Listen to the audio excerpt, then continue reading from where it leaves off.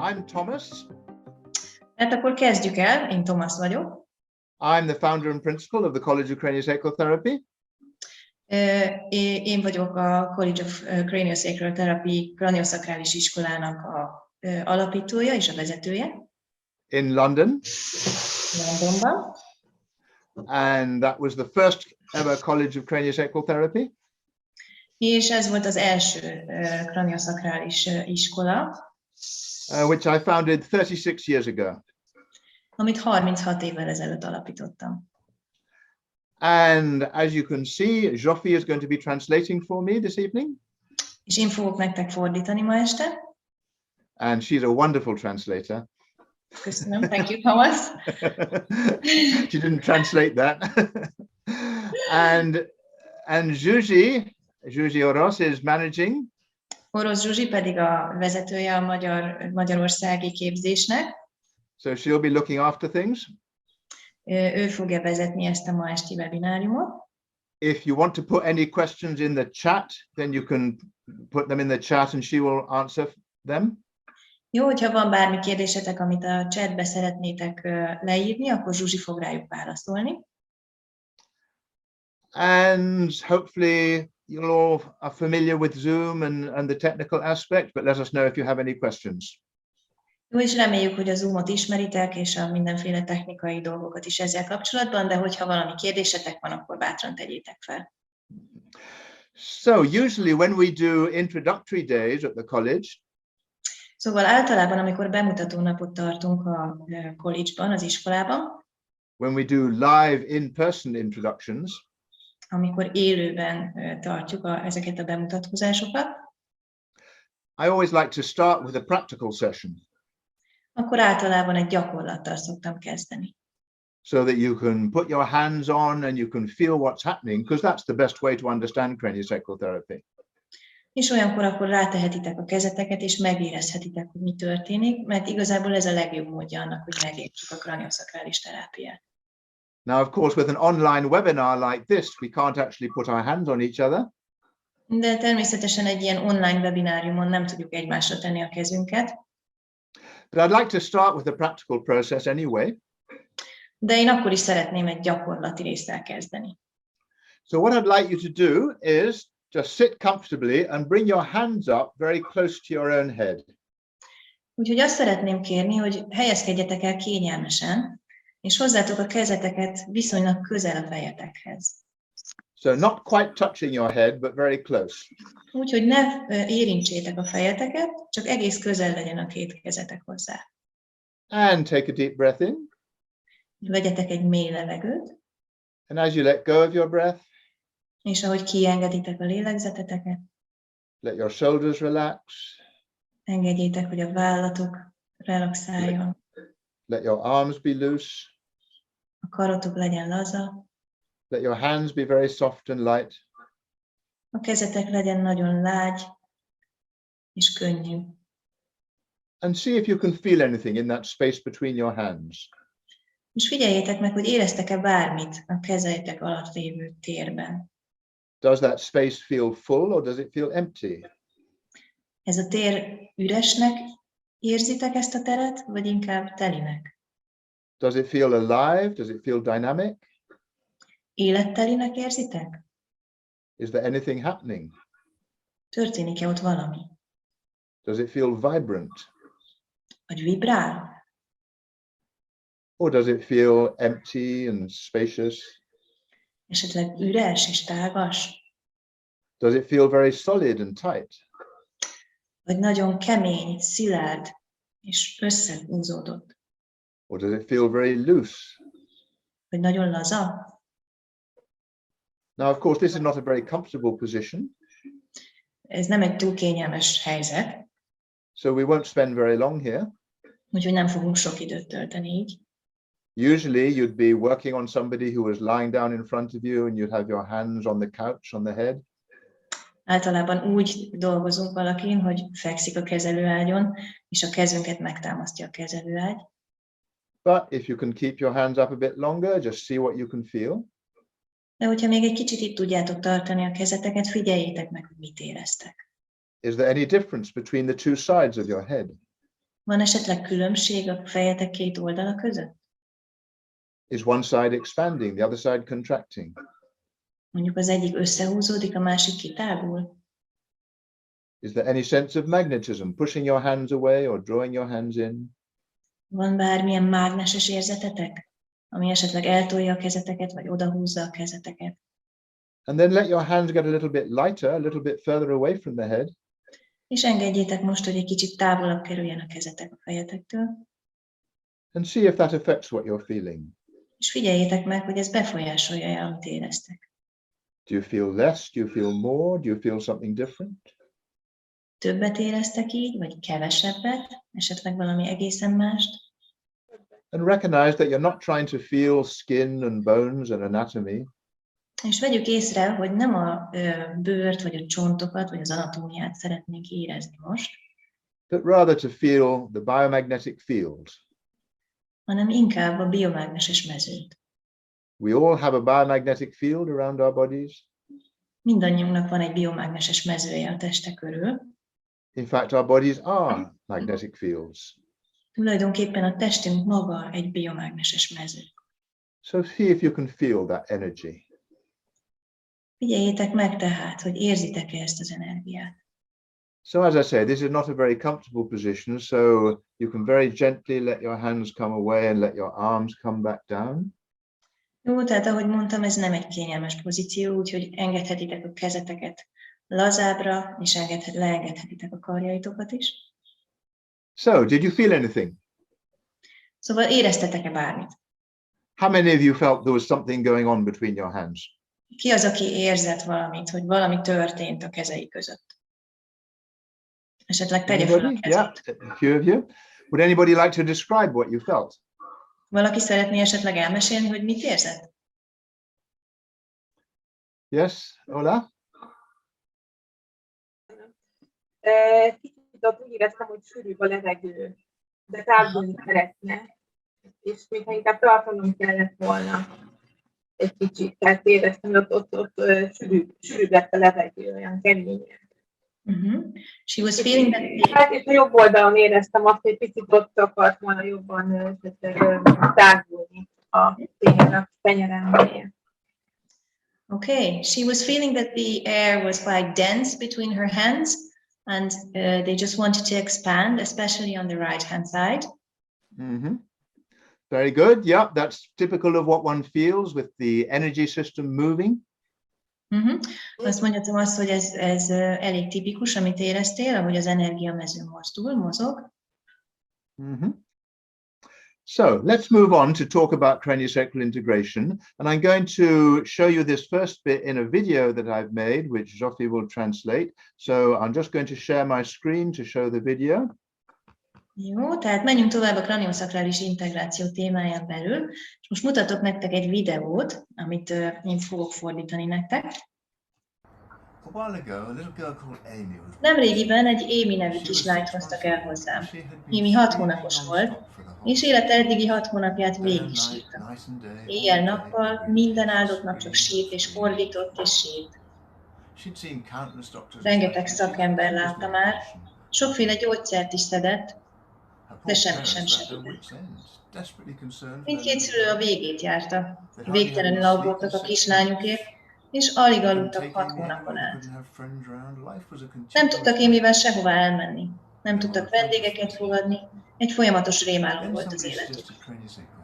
Ott tartottak, hogy elválnak. Akkor ajánlotta nekik valaki a kranioszakrális terápiát, és Amyt elhozták hozzám. Megérkeztek a szokás szerint megnyughatatlan és kimerült Amyvel. Amyt lefektettem a kezelőágyra, egyik kezemet a hasára tettem, a másikat a feje tetejére. Pár pillanat múlva megnyugodott, pár perc múlva pedig el is aludt. És attól a pillanattól kezdve egy boldog és egészséges kislány volt, aki úgy nőtt és fejlődött, akár más boldog és egészséges gyerekek. A szülei együtt maradtak, született még egy gyerekük, és időről időre elhozták őket hozzá. Az életük teljesen megváltozott a kezdetekhez képest.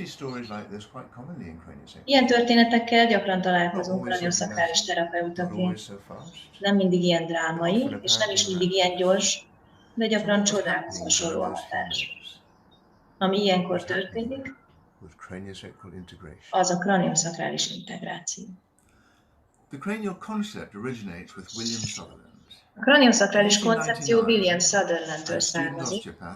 1899-ben oszteopata tanoncként a Missouri állambeli Kirksville-ben Sutherland megvizsgált egy koponyát, és azt találta, hogy nyilvánvalóan mozgásra lett teremtve.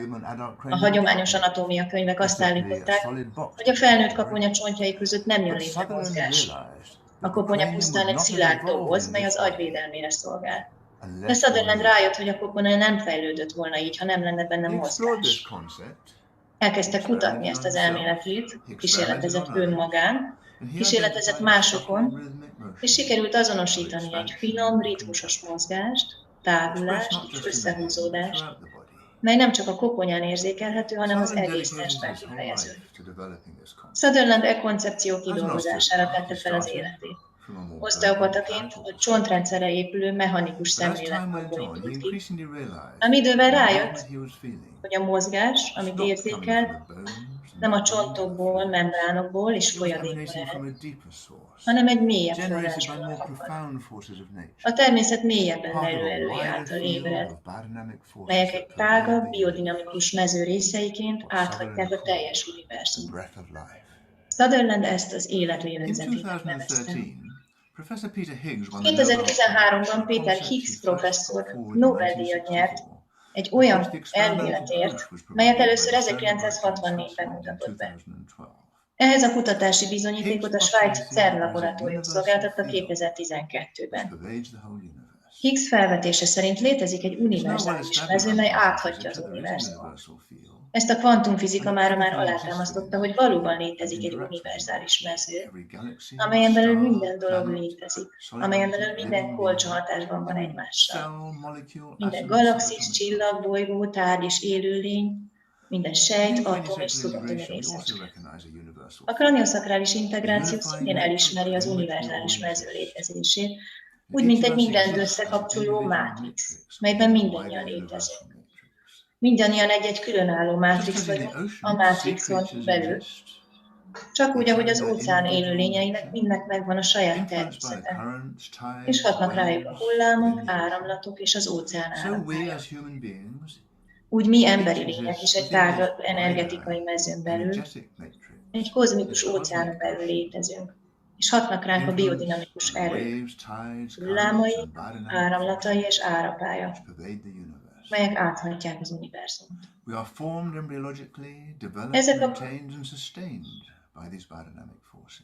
Ezek a biodinamikus erők formálnak minket embrióvá, tartanak fenn és segítik elő a fejlődésünket, és testünk minden sejtje, molekulája, atomja és szubatomi részecskéje része ennek a távmezőnek.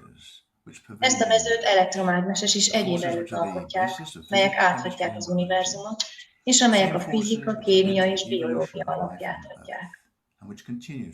Ugyanezek az erők, amelyek a földi élet evolúciójához vezetnek, és amelyek a fennmaradásunkat biztosítják. Ezek a természetes erők határozzák meg a növekedés, fejlődés, egészség és gyógyulás folyamatait. Akár egy mag esetében, amely gyönyörű tölgyfává cseperedik. Vagy egy emberi lénynél, aki embrióból való fejlődéstől kezdve a teljes életre. Mint kranioszakrális terapeuták kapcsolódunk ezzel a mezővel, és kölcsönhatásban lépünk ezekkel az erőkkel. És ezek az erők a testben ritmusos mozgásként fejeződnek ki. Thank you, Zsofi, for translating that. So, I'd like to move on straight away to a PowerPoint. Jó, most tovább megyünk, tovább lépünk egy PowerPointra.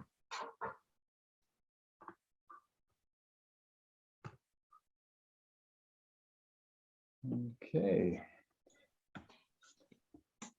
So there you see a picture of William Sutherland. Tehát itt láthatok egy képet William Sutherlandről. Who I was talking about in that video. Ő volt az, akiről beszéltem ebben az előző videóban. The person who first developed this concept of the cranial system. Ő volt az az ember, aki először kidolgozta ezt az elméletet a kranioszakrális rendszerről. And who identified this rhythmic motion. És aki felfedezte ezt a ritmusos mozgást. And there you see Professor Peter Higgs, És itt pedig egy képet láthattok professzor Peter Higgsről, who first put forward this idea of an invisible field pervading the universe. Aki először hozta színre ezt az ötletet erről a mezőről, ami áthatja az univerzumot. A concept that is now well established in quantum physics. És ez egy olyan koncepció, amit most már a kvantumfizika alátámaszt. As I mentioned, in Cranio-Sacral Integration, we also recognize this universal field. És ahogy említettem, a kranioszakrális integrációban ugyanígy használjuk ezt az univerzális mezőt, illetve elismerjük. A unifying matrix. Mint egy összekötő mátrix vagy mező.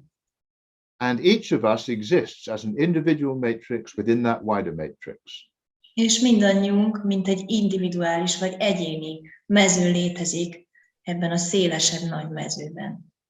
Just as in the oceans, sea creatures are existing, each with their own individuality.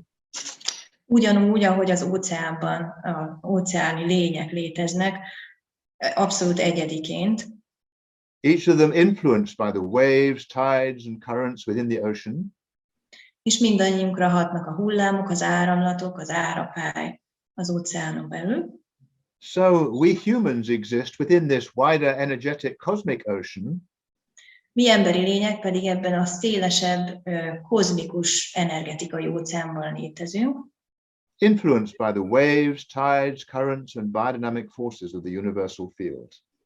És ugyanígy hatnak ránk a hullámai, az áramlatai, az árapálya és a biodinamikus erői ennek az univerzális mezőnek. And this field is composed of the electromagnetic and other forces. És ezt a mezőt elektromágneses és egyéb erők alkotják. The same forces which are the basis of physics, chemistry, and biology. Ugyanazok az erők, amik a fizika, a kémia és a biológia alapjait adják. The same forces which have led to the evolution of life on Earth. És ugyanazok az erők, amik a földi élethez vezettek. The same forces which determine life, growth, health, and healing. És ugyanazok az erők, amelyek az életet, a növekedést, az egészséget és a gyógyulást befolyásolják. So these forces are nothing strange, they're nothing paranormal. Tehát ezek az erők igazából semmi különös, semmi furcsa, semmilyen paranormális nincsen bennük. They are the fundamental forces of nature. Ezek a természet alapvető erői. And these forces are expressed in the body as rhythmic motion. És ezek az erők a testben úgy fejeződnek ki, mint egy ritmusos mozgás. Now there is rhythmic motion in all sorts of different forms within us. De sokféle ritmusos mozgás létezik az emberi testen belül. We have a heartbeat, we have breathing. Például ott van a szívverésünk, a légzés ritmusa. We have the diurnal rhythms of daytime and nighttime. És ott van a napi ritmus a nappaloknak és az éjszakáknak. And there are many other rhythms in life. És sok más ritmus is létezik az életben. But there are three rhythms which are specific to the cranial concept. De 3 olyan ritmus van, ami kifejezetten jellemző a kranioszakrális rendszerre. They are the craniosacral rhythm. Ezek a kranioszakrális ritmus. With cycles of approximately 5 to 10 seconds. 5-10 másodpercenkénti ciklusokkal. Rather like waves rising up onto a beach and then ebbing away again. Amelyek hasonlítanak a hullámokra, amikor a partra vetődnek, és onnan visszahúzódnak. And then there's the middle tide with cycles of around 20 to 30 seconds. Jó, a következő a középhullám, ami 20-30 másodpercenként váltakozik. Rather like waves that roll across the ocean and gently fade away into the surface. Ezek inkább hullámokhoz hasonlítanak az óceán felszínén, amelyek kelnek, és aztán elülnek az óceán felszínébe. And then there's the long tide, which as its name suggests is a much longer rhythm. Jó, és van a hosszú hullám, ami a nevéből is látszik, hogy ez egy hosszabb ritmus. With very regular, steady cycles of 100 seconds. ami rendszeres, stabil 100 szekundomonkénti ritmusú. Rather like the tides rising and falling in the oceans. Ez pedig inkább az árakályhoz hasonlít az óceánban. We can't really see the tide rising and falling, but we know that it's happened. És igazából nem látjuk az árakályt sem, mint ahogy ez sem, de tudjuk, hogy megtörténik. And that long tide is something which is present throughout all life and always with that same very regular rhythm. És ez a hosszú hullám az, ami teljes életünkben jelen van, mindig, és mindig ugyanezzel a 100 másodperces ritmussal. Now these rhythms are very subtle. Ezek a ritmusok nagyon-nagyon finomak. Many people might doubt they exist. Sok ember talán meg is kérdőjelezi, hogy léteznek. But as long ago as 1954, Professor William Seifritz, professor of botany at the University of Pennsylvania, De 1954-ben William Seifritz professzor, aki egy botanikus professzor volt a Pennsylvaniai Egyetemen, showed on film that all forms of life are expressing subtle rhythmic motion.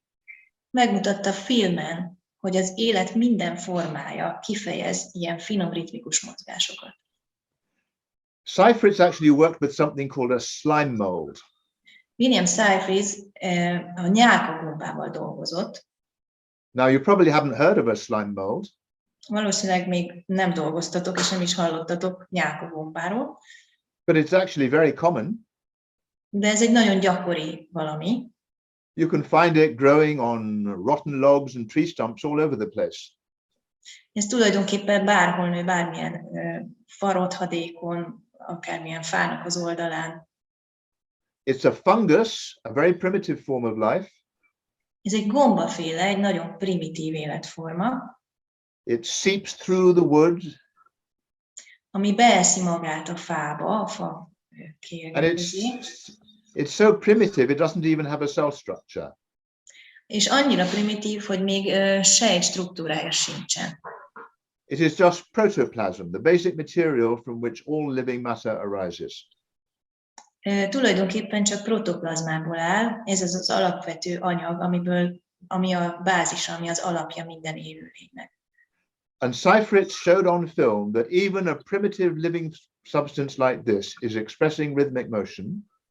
És Seifritz megmutatta filmen, hogy még egy ilyen primitív életforma is fejez ki finom mozgást és ritmust.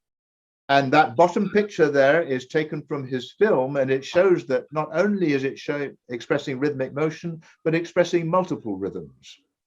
És itt ez az alsó kép, ez a barnás színű, ez az ő filmjéből való ez a kép, és itt láthatjuk, hogy nem csak egyféle ritmus látszik, hanem többféle ritmus is, amit kifejezett ez a nyálkagomba. Now, rhythmic motion is important, but it's by no means the whole story. Tehát a ritmusos mozgás nagyon fontos, de nem ennyi az egész. James Oschman is an eminent scientist, a biologist and physiologist. James Oschman egy elismert tudós, biológus és fiziológus. And he's written a wonderful book called Energy Medicine, The Scientific Basis. És egy csodálatos könyvet írt, aminek az a címe, hogy az energiagyógyászat tudományos alapjai. In his book, Oschman describes the body as a coherent living matrix. A könyvében Oschman úgy írta le a testet, mint egy összefüggő élő mátrix. In other words, the body is not just a collection of separate structures, bones, muscles, fluids. Más szavakkal az emberi test nem pusztán különálló képletek gyűjteménye, nem csak csontok, izmok és folyadékokból áll. It is a coherent living matrix of cells, molecules, and atoms. Hanem egy összefüggő élőmező, melyet sejtek, molekulák, atomok alkotnak. All of which are in constant communication and interaction with each other. Amelyek folyamatos kölcsönhatásban állnak egymással és kommunikálnak egymással. So I'd like to read you a few excerpts from Oschman's book. Oké. Néhány idézetet fogunk hallani most Oschman könyvéből. Tehát amikor megérintesz egy emberi testet, egy folyamatos összefüggő rendszert érintesz, mely jóformán a test összes molekuláját tartalmazza, amelyek egy bonyolult hálózatban kapcsolódnak össze. So then Oschman also describes how research laboratories around the world are now measuring biomagnetic fields. Osman azt is leírja, hogy a kutatólaboratóriumok most már a világ minden táján biomágneses mezőket mérnek. Tehát a világ minden táján, tehát biomágneses mezők ma már a világ minden táján a kutatólaboratóriumokban magnetométereket használnak az emberi test élettani folyamatai során keletkező mágneses mezők feltérképezésére. Ezek a mezők tisztában megmutatják, mi is megy végbe a testben, mint a klasszikus diagnosztikai eszközök, például az elektrokardiogram vagy az elektroenkefalogram. And another quote from Osman. És még egy idézet Osmantól. Harold Saxton Burr, a Yale Egyetem orvostudományi karának anatómia professzora, egy tanulmánysorozatot készített az energiamezőkről. Bizonyítékot talált, hogy komolyabb betegségeket megelőzően az energiamező abnormálissá válik, illetve hogy a mező kiegyensúlyozása és helyreállítása visszafordíthatja a betegség folyamatát. Now, of course, balancing and restoring biomagnetic fields is exactly what we're doing in craniosacral therapy. És tulajdonképpen ennek az energiamezőnek a kiegyensúlyozása és helyreállítása pontosan az, ami történik a craniosacrális integráció során. So here are some final quotes from Osman's book. Jó, és még egy idézet Osman könyvéből. A biomágneses mező kiegyensúlyozása és helyreállítása a craniosacrális integráció lényege. A terapeuta kezéből kibocsátott elektromágneses mezőnek biológiai hatása van.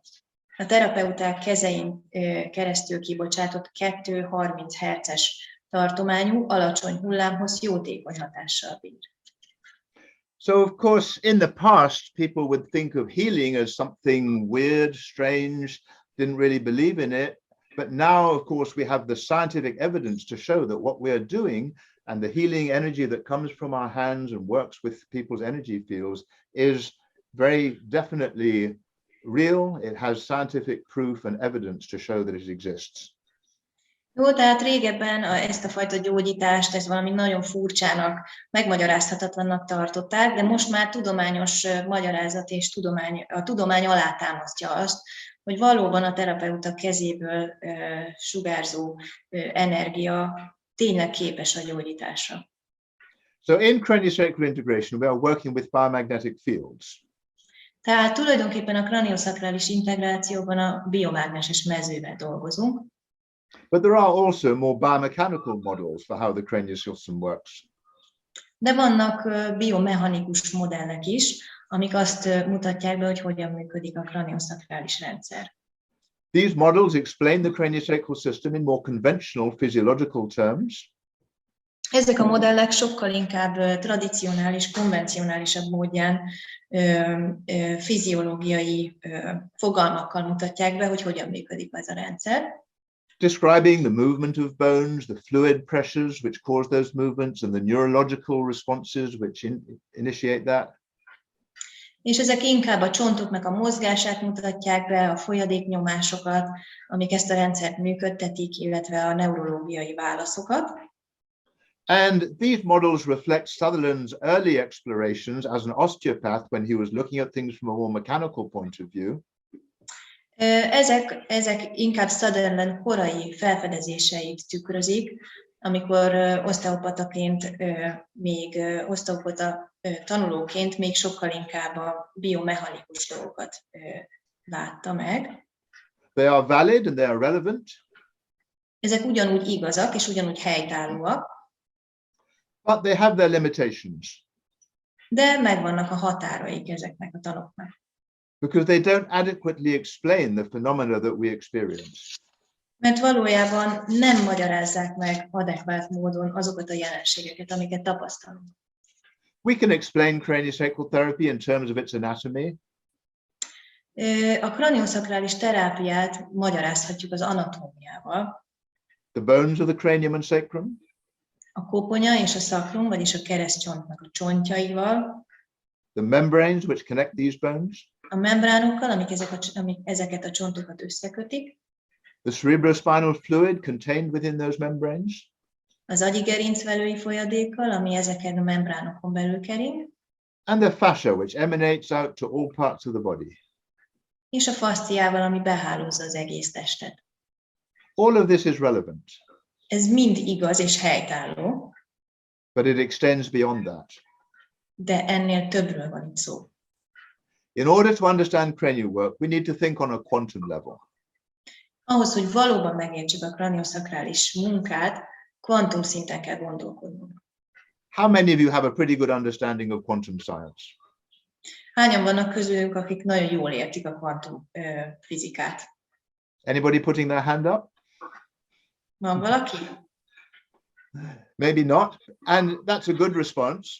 Valószínűleg nincs sok ember köztünk, de ez oké, ez rendben van. Richard Feynman, the eminent quantum physicist, once said, Egyszer Richard Feynman, egy neves kvantum fizikus, egyszer azt mondta, if you think you understand quantum science, then you don't understand quantum science. hogyha azt gondolod, hogy érted a kvantumtudományt, akkor nem érted a kvantumtudományt. Because of course quantum science is beyond human understanding in its completeness. Hát azért, mert a kvantumtudomány tulajdonképpen túlmutat az emberi megértő képességen. Annyira komplex. Quantum science has now been around for about 100 years. A kvantumtudomány körülbelül 100 éve van jelen.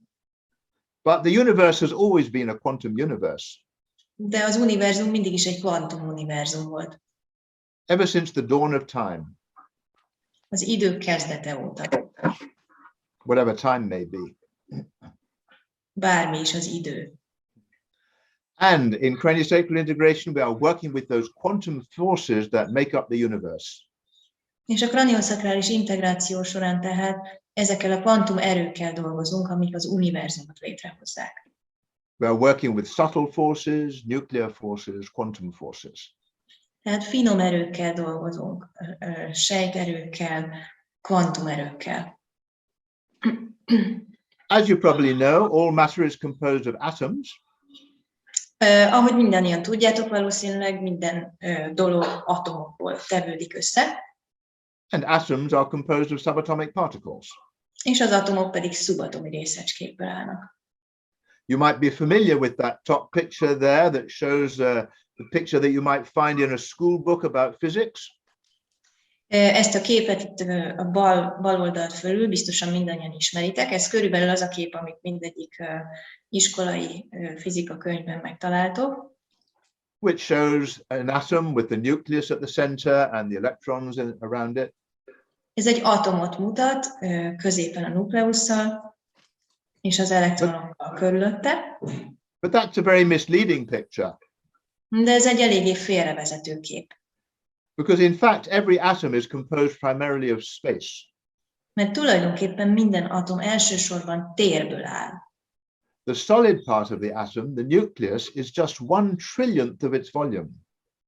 A szilárd része az atomnak, a nukleusza, az tulajdonképpen csak 1 trilliómod része az atomnak. You might have heard the comparison between an atom and a football field. Biztos hallottátok már ezt az összehasonlítást az atom és a futballpálya között. An atom is of course microscopically small. Természetesen az atom mikroszkopikus méretű. But if the atom were the size of a football field, de hogyha az atom futballpálya méretű lenne, then the nucleus, the solid part, would be about the size of a pinhead in the middle of that football field. Akkor a szilárd része, a nukleusz, az körülbelül egy gombos tűfenyő lenne ennek a futballpályának a közepén. Everything else is space. Minden más tér. So each atom in our body is 99.999999999% space. Tehát a testünk minden atomja az 99,99999% térből áll. There are of course a few electrons in the surrounding space. Természetesen ebben a térben azért van néhány elektron is. But they've been compared to a few flies buzzing around in a cathedral. De körülbelül úgy írhatjuk le őket, mint néhány légy egy katedrálisban keringve. So if every atom in our body is composed primarily of space, that means that our bodies are therefore composed primarily of space. Tehát akkor, hogyha a testünk minden atomja elsősorban térből áll, akkor a testünk is tulajdonképpen elsősorban térből áll. Of course, our bodies feel quite solid. Természetesen a testünk elég szilárdnak But that's érzékelhető. because of these strong nuclear forces that bind those particles together. De ezekből a nagyon erős nukleáris erőkből ered, ami ezt összefogja. And even those tiny particles are not really solid. És tulajdonképpen ezek az apró részecskék sem igazán szilárdak. It's often said that there is a duality between waves and particles. Gyakran úgy fejezik ezt ki, hogy a hullám és a részecske között egy dualitás van In other jelen. words, particles sometimes behave like particles and sometimes they behave like waves. Tehát ez azt jelenti tulajdonképpen, hogy ezek a részecskék néha részecskékként viselkednek, és néha hullámokként. Subatomic particles are coming in and out of existence trillions of times every second. Ezek a szubatomos részecskék valójában a létezés és a nem létezés között ingadoznak minden másodpercben több trilliószor. So in essence, all matter is energy. Így összegezve, tehát minden anyag, energia, Coming in and out of existence at every moment. ami a létezés és a nem létezés között ingadozik minden momentumban, minden pillanatban. We human beings are waves of energy rather than solid objects. Mi emberi lények energiahullámok vagyunk, inkább, mint szilárd anyagok. And the human body, despite its apparent solidity, is in fact a biomagnetic field. És az emberi test annak ellenére, hogy szilárdnak tűnik, valójában egy biomágneses mező. In craniosacral integration, we interact with the wave-like fluidic motion of the patient's quantum being. A kranioszakrális integrációban a hullámszerű, folyékony mozgásával állunk kapcsolatban a páciens kvantum lényének. The therapist's more integrated wave in training with the patient's more disturbed wave and the surrounding universal forces. A terapeutának az integráltabb hullámai követik a páciens inkább zavartabb hullámait, és az őket körbevevő univerzális erőket. In order to enable reorganization and reintegration and to restore balanced, healthy function. Azért, hogy létrejöhessen egy újrarendeződés, egy újraintegráció, és hogy visszaálljon egy kiegyensúlyozott, egészséges funkció. And that, of course, is what was happening with Amy, who we met in that first video. És pontosan ez az, ami történt Amyvel, akivel az első videóban találkoztunk. Amy had a very traumatic birth. Amynek egy nagyon traumatikus születése volt, Nothing was visible externally, amiből kívülről semmi sem látszott, but internally her nervous system was highly aggravated. de belül az idegrendszere nagyon terhelt volt. Her sympathetic nervous system, the fight-flight part of her nervous system, was very strongly overstimulated. A szimpatikus idegrendszere, ami az üs vagy fuss reakcióért felelős, nagyon túlingerelt volt. She was living in a constant state of fear and terror. Egy állandó félelem és terror állapotában élt. It's no wonder she was screaming all the time. Nem csoda, hogy állandóan sírt és ordított. And there was nothing any medication or any doctor could do for that. És igazából ezzel semmilyen orvos és semmilyen gyógyszer nem is tudott mit kezdeni. But craniosacral integration could engage with her system, release the shock and trauma from her system, and settle her back to a peaceful, comfortable state. De a kranioszakrális terápia kapcsolódni tudott a rendszeréhez, oldani tudta a rendszeréből ezeket a dolgokat, és egy egyensúlyi állapotba tudta őt hozni. Now, the fact that we're working with subtle forces doesn't mean that conventional anatomy, physiology, and pathology cease to be relevant. Az a tény tehát, hogy ilyen finom erőkkel dolgozunk, nem jelenti azt, hogy a konvencionális anatómia, fiziológia és patológia már nem igaz. Anatomy, physiology, and pathology are fundamental to cranial work. Éppen ellenkezőleg az anatómia, a fiziológia és a patológia az alapjai a kranioszakrális munkának. It is, after all, through the physical body that we experience life. Mert hát tulajdonképpen a fizikai testünkön keresztül éljük meg az életet. If you get hit on the head with an iron bar, hogyha fejbe csapnak egy vasrúddal, it's not much consolation to be told that that iron bar is composed primarily of space. akkor nem túl megnyugtató, hogyha azt mondják neked, hogy ez a vasrú tulajdonképpen elsősorban térből áll. It can still hurt. Mert fájhat ettől még. It can still fracture your skull. Sőt, be is törheti a koponyádat. It can still kill you. És meg is ölhet. So we need to understand health and ill health on every level.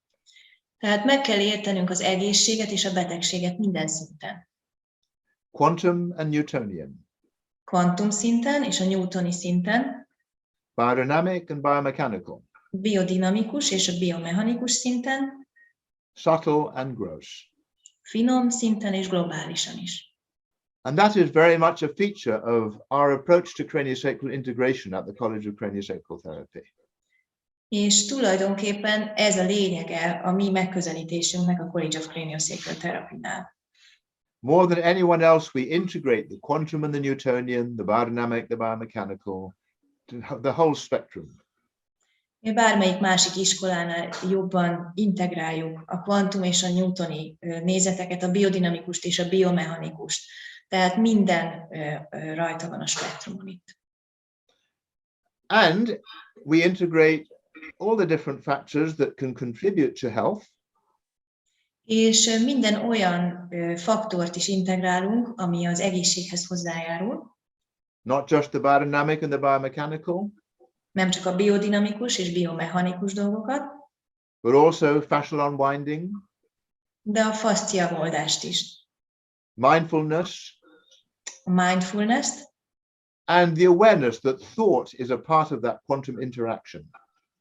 És azt a tudást, hogy maga a gondolat is része ennek a kvantum kölcsönhatásnak. Thought generates electrical charges in the biomagnetic field. Mert hogy a gondolatok elektromos töltést generálnak ebben a biomágneses mezőben. And this is something you'll very readily recognize when you start to work with craniosacral therapy. És ez az, amit elég hamar érzékelni fogsz, hogyha elkezdesz kraniosakrális terápiával foglalkozni. You will very soon find that you can put your attention on a particular part of the body, on the patient's body. Nagyon hamar rá fogsz jönni, hogyha a figyelmedet egy testrészre viszed, a klienseden például. And it will have an effect. Akkor ennek lesz hatása. So understanding anatomy is crucial. Tehát az anatómia megértése és tudása alapvető. But the craniosacral process goes way beyond anatomy, physiology and pathology. De a kraniosakrális folyamat jóval túlmutat az anatómián és a biológián és a patológián. So, what is the craniosacral system? Tehát mi is a kraniosakrális rendszer? It's often described rather like that picture there. Nagyon sokszor így írják le, ahogy ezt a kép mutatja. Obviously, judging by the name, you'd think that maybe the cranium and the sacrum would be involved. A nevéből ítélve valószínűleg következtettetek rá, hogy a koponya és a keresztcsont benne lesz a buliban. And also the structures that unite the cranium and the sacrum.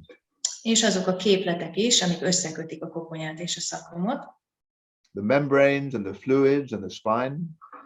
A membránok és a folyadékok és a gerinc. But the craniosacral system is not just the physical body. De tulajdonképpen a kraniosakrális rendszer nem csak a fizikai testből áll. It's not just body and mind. Nem csak a testből és a lélekből áll. It's not even just body, mind and spirit. És nem is csak test, lélek és szellem az egész. In craniosacral integration, we can define the craniosacral system as the whole person within the context of their life.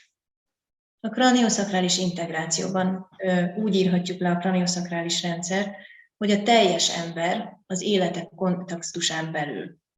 So everything about them. Tehát minden, ami róluk szól. Physical, mental, emotional, spiritual. A fizikális, a mentális, minden érzelmi, spirituális dolog. Their lifestyle, their family, their environment, their history. Ide tartozik az életmódjuk, a családi környezetük, a tágabb környezetük, a történetük. Their emotions, their responses to the environment, their interaction with the world around them. Az érzelmeik, a környezetre adott válaszreakcióik és a kölcsönhatásuk a körülöttük lévő világgal.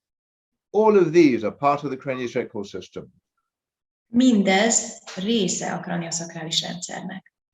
When you engage with the craniosacral system, you can engage with their birth, their childhood, their emotional state. Tehát amikor kapcsolódsz a kraniosakrális rendszerrel, akkor kapcsolódsz a születéssel, a gyerekkorral, az érzelmi állapotával a személynek. Every injury, illness, shock or trauma they've ever experienced. Minden sérüléssel, betegséggel, sokkal és traumával, amit valaha átéltek. Their whole life story is there for you to read.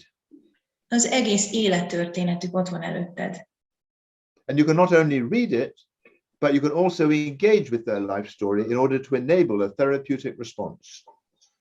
És nem csak láthatod ezt az élettörténetet, hanem ezzel kapcsolódhatsz is azért, hogy egy terápiás választ hoz létre. Cranio-sacral integration is not a technique that you do to somebody. Tehát a kraniosakrális integráció nem egy technika, amit valakin véghez viszünk. It is an interaction with a living being. Ez egy kölcsönhatás, egy élő lénnyel. A living being which has its own powerful inherent potential for healing. Egy élő lénnyel, aminek van egy saját belső öngyógyító képessége. Within the context of the surrounding biodynamic forces. A körbevevő biodinamikus erőkön belül. So the body has this inherent potential for healing. Tehát a testnek van egy belső öngyógyító képessége. It has a natural tendency towards reorganization and reintegration of body, mind and spirit. Van egy természetes tendenciája, hogy újra rendezze és újra integrálja a test, lélek, szellem egységet. Just as an acorn knows how to grow into a magnificent oak tree, Ugyanúgy, ahogy egy kicsi mag tudja azt, hogy hogyan nőjön hatalmas tölgyfává, in the same way we humans know how to grow and heal ourselves. ugyanúgy mi emberek is tudjuk, hogy hogyan növekedjünk és hogyan gyógyítsuk meg magunkat. But this healing potential can be depleted and overwhelmed by trauma, injury, excessive demands, exhaustion, lifestyle, accumulated stress, and all the things of day-to-day life. De ez a belső öngyógyító erő le tud merülni, és túl tud terhelődni. A traumák, sérülések, túlterheltség, életmód, a felgyűlő stressz és az mindennapi élet kapcsán és nyomán. By engaging with the biodynamic forces within and around the body, we can enhance that inherent potential for healing. Azzal, hogy kapcsolódunk ezekkel a biodinamikus erőkkel a testben, illetve a test körül, segíthetjük ezt a belső öngyógyító képességet. Re-establishing the fluent, life-giving flow of the breath of life throughout the body. Hogy újra megtalálja ezt az életet adó folyását az élet lélegzetének az egész testben. Now, of course, this engagement doesn't just happen all the time. Természetesen ez a kapcsolódás nem történik meg mindig In everyday life. a mindennapi élet során. In order to engage, we need to settle into a calm, quiet presence. Ahhoz, hogy kapcsolódni tudjunk, ahhoz ebben a csendes, nyugodt jelenlétben kell lennünk. Settling into profound stillness. Mély nyugalomba kell helyezkednünk. And listening attentively to the subtle biodynamic forces within the craniosacral process. És figyelemmel kell lennünk a finom biodinamikus erőkre a kraniosakrális folyamaton belül. As Dr. Bruce Lipton has said in his book, Biology of Belief, ahogy Dr. Bruce Lipton mondta a könyvében, aminek az a címe, hogy a hit biológiája, we now live in a universe where science and spirituality are one and the same. Mi most már egy olyan univerzumban élünk, ahol a tudomány és a spiritualitás egy és ugyanaz. Energy, fields of information, consciousness and physics, rather than chemistry and pharmaceutical drugs, become the primary tools for health and healing. Az energia, az információmezők, a tudatosság és a fizika, nem pedig a kémia és a gyógyszerek az, ami az elsődleges előremozdítója az egészségnek és a gyógyulásnak. So, having said all that, what do you think we can treat with craniosacral therapy? És most, hogy mindezt elmondtuk, mit gondoltuk, hogy mi az, amit kezelhetünk kraniosakrális terápiával? Does anybody have any suggestions? Valakinek van valami ötlete? Szinte bármit. Bármit. They're saying anything. Anything. Anything and everything. That's a good answer. Bármit és mindent. Ez egy nagyon jó válasz. Craniosacral integration can be beneficial for anyone, whatever their condition or circumstances.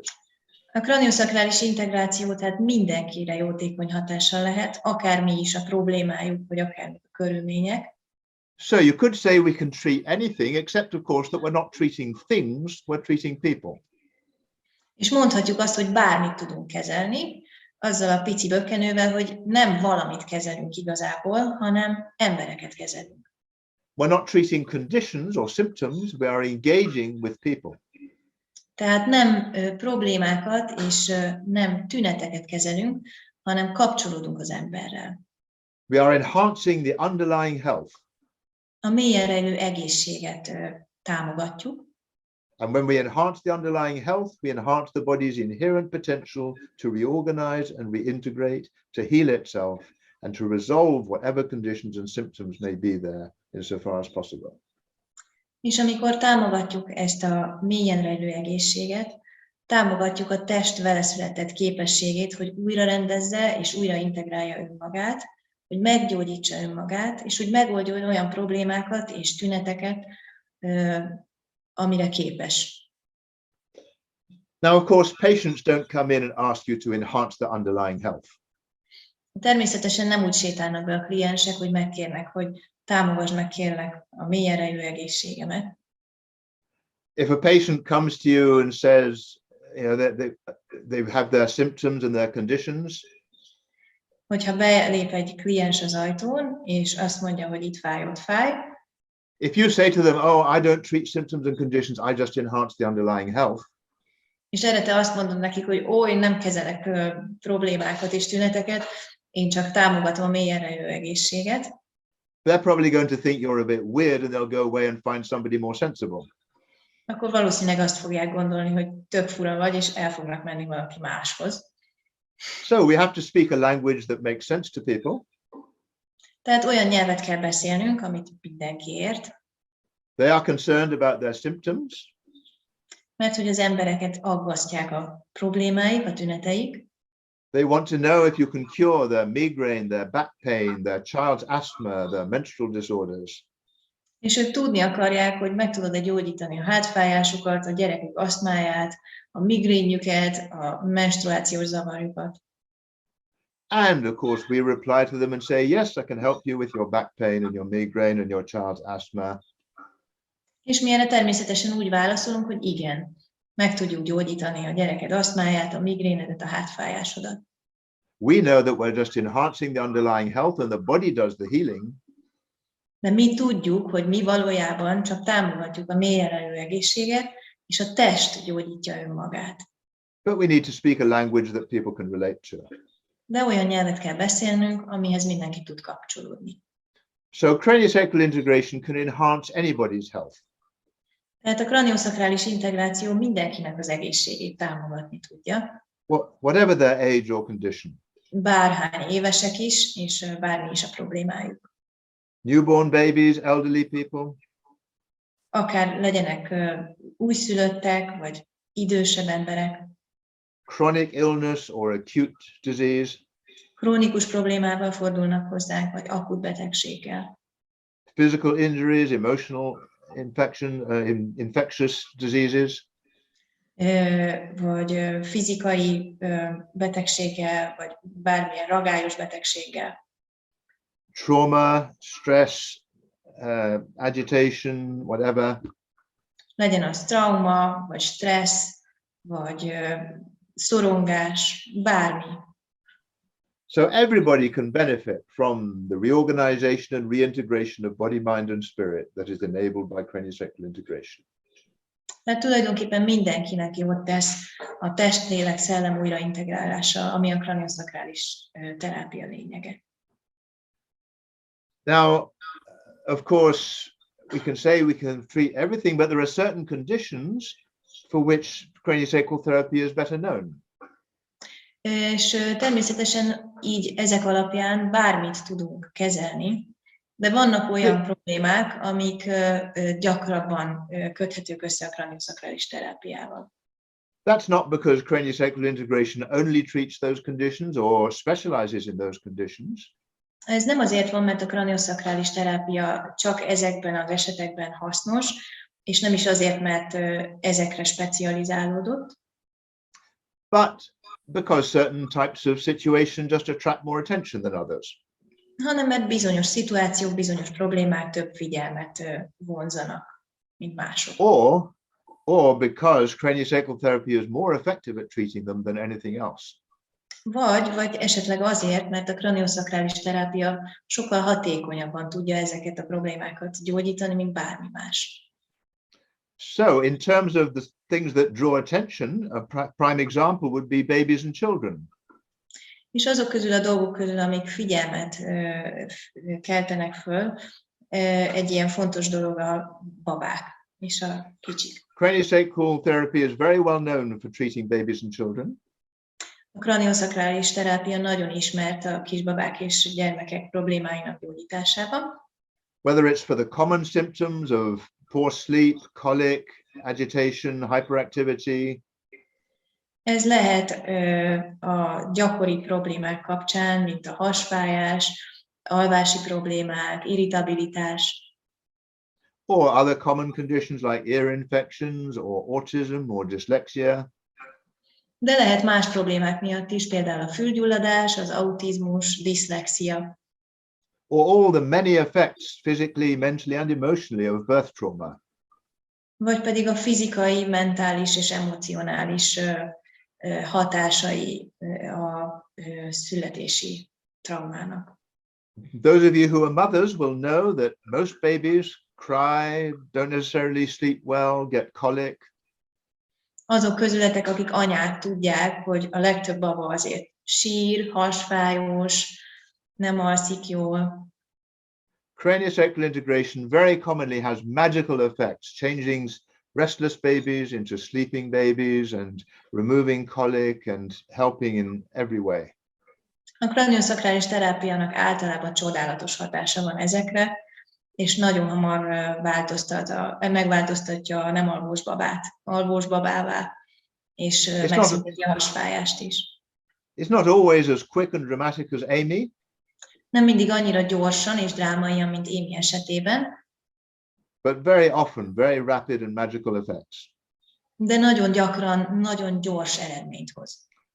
But when you're treating a baby or a child, you're not just relieving their symptoms. De amikor egy babát vagy egy kisgyereket kezelsz, nem csak a tüneteit szünteted meg, you're changing their whole future. hanem az egész jövőjüket megváltoztatod. That agitated, restless baby that's not sleeping well is quite likely to turn into a restless child that doesn't do well at school, that ends up workaholic or alcoholic. Mert hogy ez a zaklatott kisbaba, aki nem jól alszik, fáj a hasa, ez nagyon gyakran válik egy olyan felnőtté, aki mondjuk munkamániás, aki az iskolában már nem tanult jól. The effects of birth trauma can lead to depression, shyness, all sorts of difficulties. A születési trauma vezethet depresszióhoz, szorongáshoz, szégyenlősséghez és mindenféle egyéb problémához is. When you treat a baby and you bring them into a greater state of balance and ease, their whole life from that moment onwards is going to be better. Amikor kezelsz egy kisbabát, és egy nyugodtabb, relaxáltabb állapotba hozod őket, akkor tulajdonképpen onnan az egész életüket megváltoztatod. So I mentioned also that some conditions are more effectively treated by craniosacral therapy than anything else. Tehát korábban már említettem, hogy vannak olyan problémák, amik a kranioszakrális terápiával sokkal jobban kezelhető, mint bármilyen más terápiával. A prime example would be the long-term effects of meningitis. Egy nagyon jó példa erre a meningitis hosszú távú tünetei. A meningitis az agyhártyagyulladás. Now, meningitis is, of course, a potentially fatal condition. A meningitis természetesen egy lehetséges halálos kimenetelű betegség. If you have an acute bacterial meningitis, it's probably best to go to the doctor and get antibiotics. hogyha akut bakteriális meningitiszed van, akkor a legjobb ötlet az, hogy elmész az orvoshoz, és antibiotikus kezelést kapsz. But a great many people are then left with chronic conditions that go on for years, even decades. De nagyon sokan utána egy krónikus problémával állnak szemben, ami sok-sok éven át, akár 10 éven át is ott lehet velük. With severe headaches, severe pain in the neck and the eyes, and brain fog. Ami járhat komoly, erőteljes fejfájással, nyakfájdalommal, szem mögötti fájdalommal, agyiköddel. And as I say, that can go on for many years. És ez sok-sok évig is eltarthat. I've seen many examples of this. Nagyon sok ilyen esetet láttam. One woman was in her 40s. Volt egy hölgy a 40-es éveiben. She'd been in that situation for 10 years. Ő már 10 éve küzdött ezekkel a tünetekkel. Severe pain, neck pain, headache, head pain, eye pain, couldn't really think clearly. Súlyos fájdalmak a fejben, a nyakban, szemfájdalom, nem tudott tisztán gondolkodni. She couldn't work, she could hardly go out of the house. Nem tudott dolgozni, nem tudott társasági életet élni. She was living on painkillers. És folyamatosan fájdalomcsillapítókon élt. Of course, he went back to the doctor many times. Természetesen visszament az orvoshoz, többször is. And the doctor said it's nothing to do with the meningitis, it's psychosomatic. És az orvos azt mondta, hogy ennek semmi köze a meningitiszhez, és valószínűleg pszichoszomatikus. She knew that it wasn't psychosomatic, but no doctor could help her. Ő tudta és érezte, hogy ez valószínűleg nem pszichoszomatikus, de az orvos nem tudott rajta segíteni. When she came to see me, I could immediately feel the tight contraction of the meninges inside her head. Amikor eljött hozzám, azonnal éreztem a kötöttséget az agyhártyákban, a fejem belül. Clearly the effects of meningitis. Ez nagyon egyértelmű volt, hogy ez a meningitis következménye. Even after one session, she felt this huge weight lifted off her head. És már egy alkalom után érzett egy hatalmas nagy megkönnyebbülést a fejében.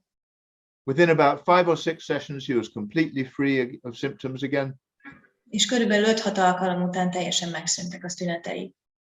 Able to go back to work and do all the things she wanted to do in life.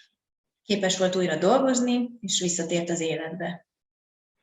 I see so many people in that same situation.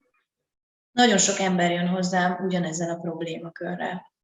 I've written an article about it, and I get people from all over the world emailing me to say, that's exactly my story. Where can I find a good craniosacral therapist? Írtam egyszer erről egy cikket, és azóta a világ minden tájáról fordulnak hozzám e-mailben, hogy hol tudok találni egy megfelelő kraniosakrális terapeutát. Another example involving meningitis was a little boy I saw. A meningitisre még egy példát elmesélek, egy kisfiúról.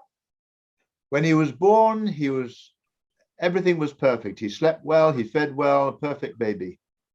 Amikor megszületett, minden tökéletes volt. Jól evett, jól aludt, tökéletes baba volt. At 3 months old, he contracted bacterial meningitis. 3 hónaposan bakteriális meningitiszt kapott. Was given antibiotics, and as far as the doctors were concerned, the meningitis was dealt with. És antibiotikumot kapott, és orvosi szempontból tulajdonképpen meg volt oldva a probléma. But from that moment on, he was a different baby. De onnantól kezdve egy teljesen más gyerek volt. Crying, screaming, never sleeping more than an hour at a time. Folyamatosan sírt, nagyon sokat ordított, és soha nem aludt 1 óránál többet. Family life completely disrupted. Ez teljesen megzavarta a családi életet. Again, of course, they went back to the doctor, and the doctor said there's nothing wrong with him, nothing to do with the meningitis. They wouldn't refer them to anybody. Természetesen visszamentek az orvoshoz, és az orvos azt mondta, hogy hát semmi baj nincsen, és ennek semmi köze nincs a meningitishez, és nem is nagyon küldte őket tovább. This went on for a whole year. Ez egy teljes éven át tartott. Still, this little baby never sleeping more than an hour. És ez alatt az év alatt ez a baba nem aludt többet, hosszabbat 1 óránál sosem. Eventually, through their own research, the parents discovered the Meningitis Trust. És végül saját kutatásaik során a szülők felfedezték a meningitis alapítványt. The Meningitis Trust referred them to me. És a meningitis alapítványon keresztül jutottak el hozzám. By this time, he was 15 months old. Ekkor már 15 hónapos volt a baba, aki már kisgyerek volt. No longer a baby, Igen, már nem volt baba, but a little toddler who wouldn't stay still for a moment. hanem egy kisgyerek, aki egyetlen percig nem maradt nyugton. We spent an hour with him running around the room. Egy órát töltött nálam, és ez alatt körbe-körbe szaladgált a szobában. Pulling down the curtains, knocking over tables. Ez letépkedte a függönyöket, felborogatta az asztalokat. He wouldn't let me touch him. Egyáltalán nem engedte, hogy megérintsem. He wouldn't sit on his mother's knee. Nem ült az anyukája ölébe. So we spent an hour with him buzzing around the room.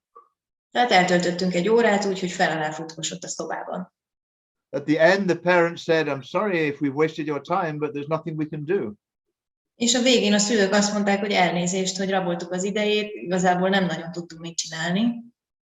I said, "Don't worry, come back in a week's time, let's see how he is."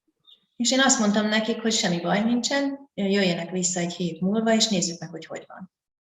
When they came back a week later, Amikor egy héttel később megérkeztek, they said that night after the first session, he slept solidly for 15 hours. elmesélték, hogy az első alkalom utáni éjszaka 15 órát aludt egy végtében a baba. Having not slept more than an hour at a time for the past year. Úgyhogy az előző évben egy óránál tovább nem aludt egy húzamban.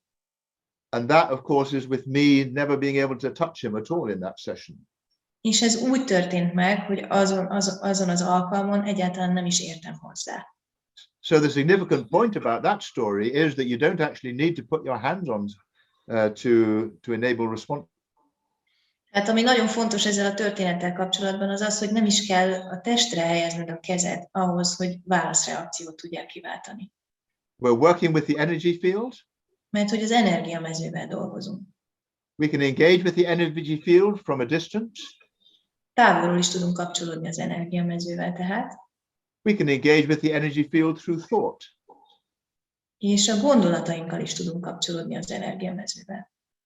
By the time he came back, it was much easier to treat him. Mikor visszajött, már sokkal könnyebben tudtam kezelni őt. And it took about 6 or 7 sessions altogether, and he was back to being a healthy child again. Körülbelül 6-7 terápiás alkalom után újra egészséges és boldog gyerek volt. Another little girl I saw had glue ear. Volt egy másik kislány, aki jött hozzám, ő neki savós középfőgyulladása volt. Glue ear is not an infection. Ez nem egy fertőzés, It's just an accumulation of fluid inside the middle ear.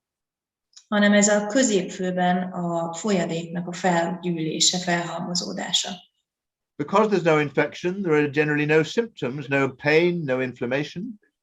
Mivel nincsen fertőzés, ezért nincsen igazán tünete ennek, nincsen gyulladás. The only symptom is a gradual loss of hearing. Az egyetlen tünet az egy fokozatos halláscsökkenés. And of course, children don't know that they're losing their hearing. És természetesen a gyerekek nem veszik észre, hogy nekik halláscsökkenésük van. And parents and teachers don't know either. És a tanárok és a szülők sem tudják. So the parents think that the child's not paying attention and doing what they're told. És akkor ebből kifolyólag a szülő azt gondolja, hogy a gyerek nem figyel, és nem fogad szót. Teachers think that the child is not focusing. A tanár pedig azt gondolja, hogy a gyerek egyáltalán nem figyel oda. So it commonly goes for many months without being diagnosed. És nagyon gyakran sok-sok hónapon át megy ez így, anélkül, hogy diagnosztizálni tudnák. This little girl was about 6 years old. Ez a kislány, aki nálam járt, körülbelül 6 éves volt. She was quite profoundly deaf in both ears. És addigra már nagyon komoly halláskárosodása volt mindkét fülében. It had only recently been discovered and she was due to have an operation, but the first operation available was in 6 months. Nemrég fedezték föl ezt a problémát, és rögtön kiírták a műtétet, de csak 6 hónap múlvára kapott időpontot. So the parents thought they'd try to find something else so that maybe they could avoid the operation. És a szülők azt gondolták, hogy addig megpróbálnak valami egyéb terápiát, hogy hát ha el tudják kerülni a műtétet. When I saw her, of course, being craniosacral therapy, I didn't just treat the ears, I evaluated the whole system. És amikor eljött hozzám, akkor természetesen kraniosakrális terapeutaként nem csak a fülét kezeltem, hanem a teljes rendszert megvizsgáltam. I found a very tight system in the solar plexus, in the heart, in the neck, in the head, everything was tight. És egy nagyon feszes rendszert találtam a napfonatban, a szívnél, a fejben, minden tulajdonképpen feszes volt. All typical effects of birth trauma. És ez mindegyike a születési traumának a tipikus hatása. There was no point in treating the ears because the ears were not the cause of the problem. És ebben az esetben egyáltalán nem volt értelme a fület kezelni, mert nem a fül volt a problémának a gyökere. I explained to the father that it would take a few sessions and it would take time before the ears could recover, and he accepted that. Elmondtam az apukának, hogy biztos néhány alkalommal beletelik, és egy kis időbe, amíg a fülek meggyógyulnak, és az apuka ezt elfogadta. And even when you release all those stresses and tightness in the system, the ears need time to recover their hearing. És még miután ezek a feszültségek kioldódnak a rendszerből is, a fülnek szüksége van időre ahhoz, hogy visszatérjen a hallás. It was the father that brought the girl for the first 3 sessions because the mother was at work, but on the 4th session the mother came for the first time. Az apa volt az, aki az első 3 alkalommal hozta a kislányt, mert az anya dolgozott, de a 4. alkalommal az édesanyja is eljött. And as she came in the door, she said, És ahogy belépett az ajtón, azt mondta, thank you so much for giving me back my little girl. hogy köszönöm szépen, hogy visszakaptam a kicsi lányomat. She's still not hearing very well, Még mindig nem hall jól, but she's a completely different child. de teljesen megváltozott. She's happy, she's active, she's playing with friends. Boldog lett, aktív lett, játszik a társaival. She's just completely different. Teljesen megváltozott. So it was so fortunate that she didn't have the operation for the ears. És szuper így, hogy nem kellett megműteni a fülét. Because that might have improved the hearing, maybe only temporarily, but it wouldn't have released the underlying problems. Mert lehet, hogy ez javított volna a hallásán, az is lehet, hogy csak átmenetileg, de biztos, hogy nem oldotta volna meg az összes feszességet a testében.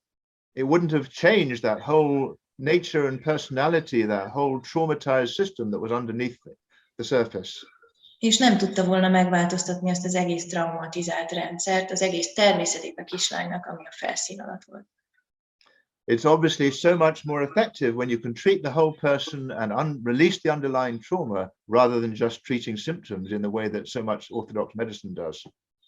És ebből is látszik, hogy mennyivel hatékonyabb, amikor az egész rendszert tudod kezelni, és nem csak a tüneteket, mint a tradicionális orvoslás. I'd like to tell you about one more child. Még egy gyerekről szeretnék nektek mesélni. Because of course each of these stories tells you something else about craniosacral integration. Azért, mert mindegyik történet egy kicsit más aspektusból mutatja be a kraniosakrális integrációt. This little girl was 5 years old. Ez a kislány 5 éves volt, and she was severely autistic. És súlyos autizmussal küzdött.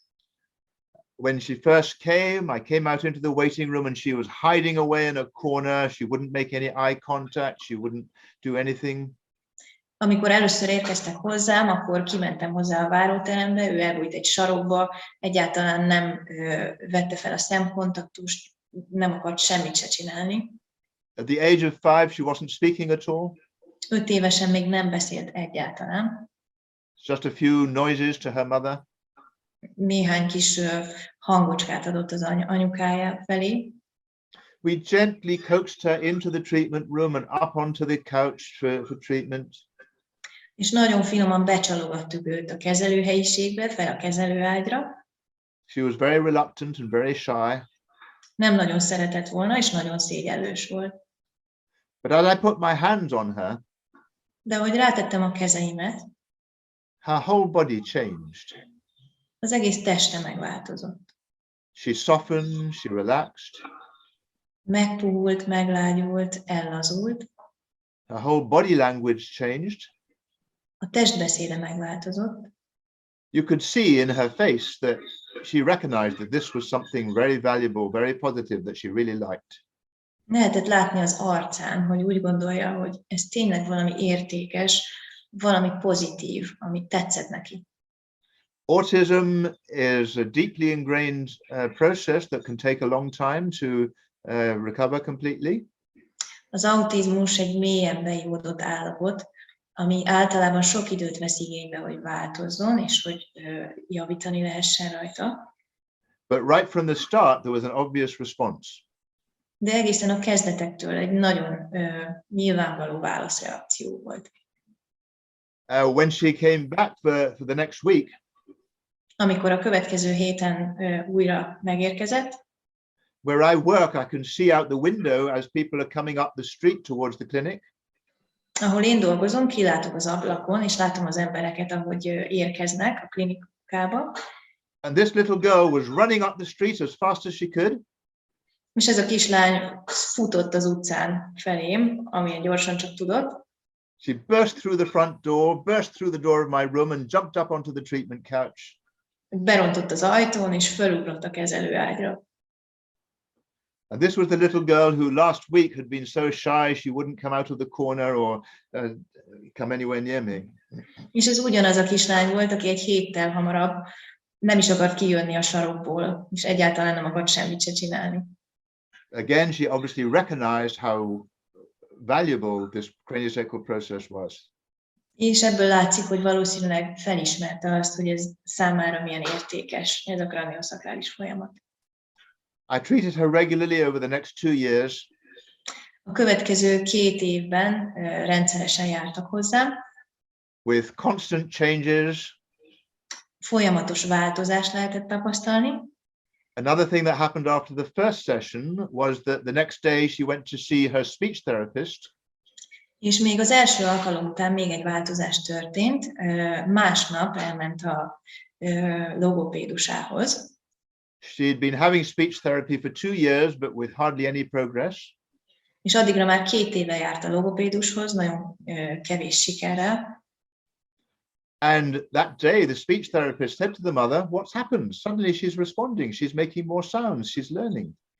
És azon a napon a logopédus megkérdezte az anyát, hogy hát mi történt, hogy hirtelen sokkal több hangot ad, és válaszol, és valami történik.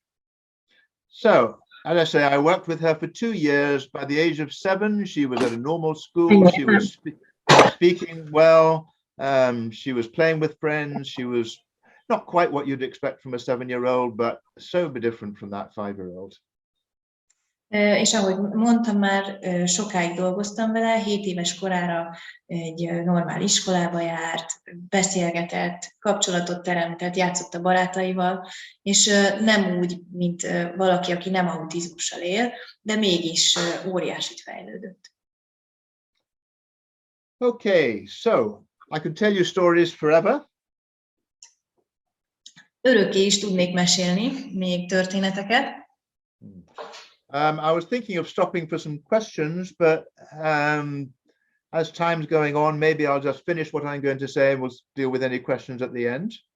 Jó, gondoltam, hogy megállunk, és ha valakinek van kérdése, fölteheti, de az időszűke miatt inkább most tovább haladunk, és akkor a végén majd a kérdésekkel is foglalkozunk. So I want to talk a bit about fascia. Egy picit most a fasciáról fogok mesélni nektek. Fascia is the most remarkable tissue in the body. A fascia a legcsodálatosabb szövet a testben. The most important tissue in the body. És a legfontosabb szövet a testben. It has many amazing properties. Rengeteg csodálatos funkciója van. Over 150 years ago, Andrew Taylor Still, the founder of osteopathy, made many profound statements about fascia. 150 évvel ezelőtt Andrew Taylor Still, az oszteopátia megalapítója, nagyon fontos megfogalmazásokat tett a fasciával kapcsolatban. All of them are very profound statements, but this one perhaps sums it up. Mindegyike ezeknek nagyon fontos, ezeknek a megállapításoknak, amiket ő tett, de talán ez itt a legfontosabb. the soul of man seems to dwell in the fascia. Az ember lelke úgy tűnik, hogy a fasciában lakik. Well, if our soul is in our fascia, then that suggests that fascia is fairly significant. Hát, hogyha a lelkünk a fasciában lakik, akkor úgy tűnik, hogy a fascia tényleg eléggé fontos. And yet, despite Andrew Taylor Still's many profound statements, fascia has largely been dismissed as packing material. De Andrew Taylor Still megállapításai ellenére a fasciát általában csak mint csomagolóanyag tekintik. Just the stuff that fills the spaces between more important things like organs and nerves and such like. Valami olyasmi anyag, ami kitölti a teret a sokkal fontosabb szervek és idegek és mindenféle között. Only in the past 20 years or so, recent research has finally confirmed Still's very profound insights. Csak az elmúlt 20 évben folytatott kutatások támasztották alá Still mély belátásait és meglátásait a fasciával kapcsolatban. We can now see that fascia is not just packing material. Most már láthatjuk, hogy a fascia nem csak csomagolóanyag, It is a mass of microtubules hanem egy nagyon masszív mikrotubulus, carrying everything through our system, from fluids and energy and electromagnetic forces and biodynamic forces transmitted through the fascia. ami továbbít a testünkben energiát, folyadékot, biodinamikus erőket. Fascia has a great many highly important functions. A fasciának rengeteg nagyon-nagyon fontos funkciója van. It's the tissue that holds us together through tensegrity. Ez az a szövet, ami összetart bennünket a tenzegritáson keresztül. It transmits forces and energies throughout the body, from the ankle to the neck, from the neck to the back. Ez az, ami a sérüléseket továbbítja a testen belül, a nyak és a boka és az összes testrész között. Not only does it envelop muscles and organs, Nem csak, hogy beborítja az izmokat és a szerveket, it envelops every nerve and every fiber in the body, hanem minden ideget és minden rostot beborít a testben. and it envelops every individual nerve cell and muscle cell in the body. És minden egyes idegsejtet és izomsejtet is beborít. But it goes deeper than that. It penetrates through the cell membranes into the nucleus, through the nuclear membrane, inside the nucleus, to the very DNA of our body. És még ennél is mélyebbre megy, áthatol a sejtfalon, és behatol a sejtmagba. Tehát tulajdonképpen kapcsolódik a testünk DNS-ével. It provides the matrix within which we exist and which keeps us alive. Egy olyan mátrixot, egy olyan hálózatot hoz létre, ami életben tart bennünket. It provides an essential communication system, completely independent of the nervous system. Ezen felül egy nagyon fontos kommunikációs rendszert is alkot, ami teljesen független az idegrendszertől. It also has its own very vast sensory nerve supply. És nagyon gazdag szenzoros idegellátása van a fasciának. Most significantly, it makes very profound connections with the autonomic nervous system, particularly the sympathetic nervous system. És ami a legfontosabb, hogy az autonóm idegrendszerrel van összeköttetésben, kifejezetten a szimpatikus idegrendszerrel. The part of our nervous system that is concerned with trauma and stress and fight and flight. Ez az a része az idegrendszerünknek, aminek az üs-vagy-fuss reakció a dolga, illetve ami kapcsolatban áll a stresszreakciókkal és traumákkal. Consequently, the fascia carries emotional tensions. Ezzel összefüggésben a fascia érzelmi feszültségeket is hordoz. And it retains memories of injury and trauma, both physical and emotional, as tissue memory. Illetve a traumának és a sérülésnek az emlékeit is tárolja, mint szövetmemória.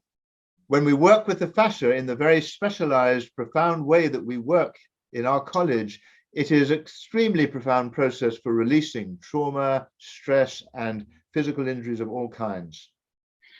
Amikor a fasciával dolgozunk, azon a módon, ahogyan mi ebben az iskolában tesszük, ez egy nagyon-nagyon mély módja annak, hogy oldjuk a feszültségeket a fasciában.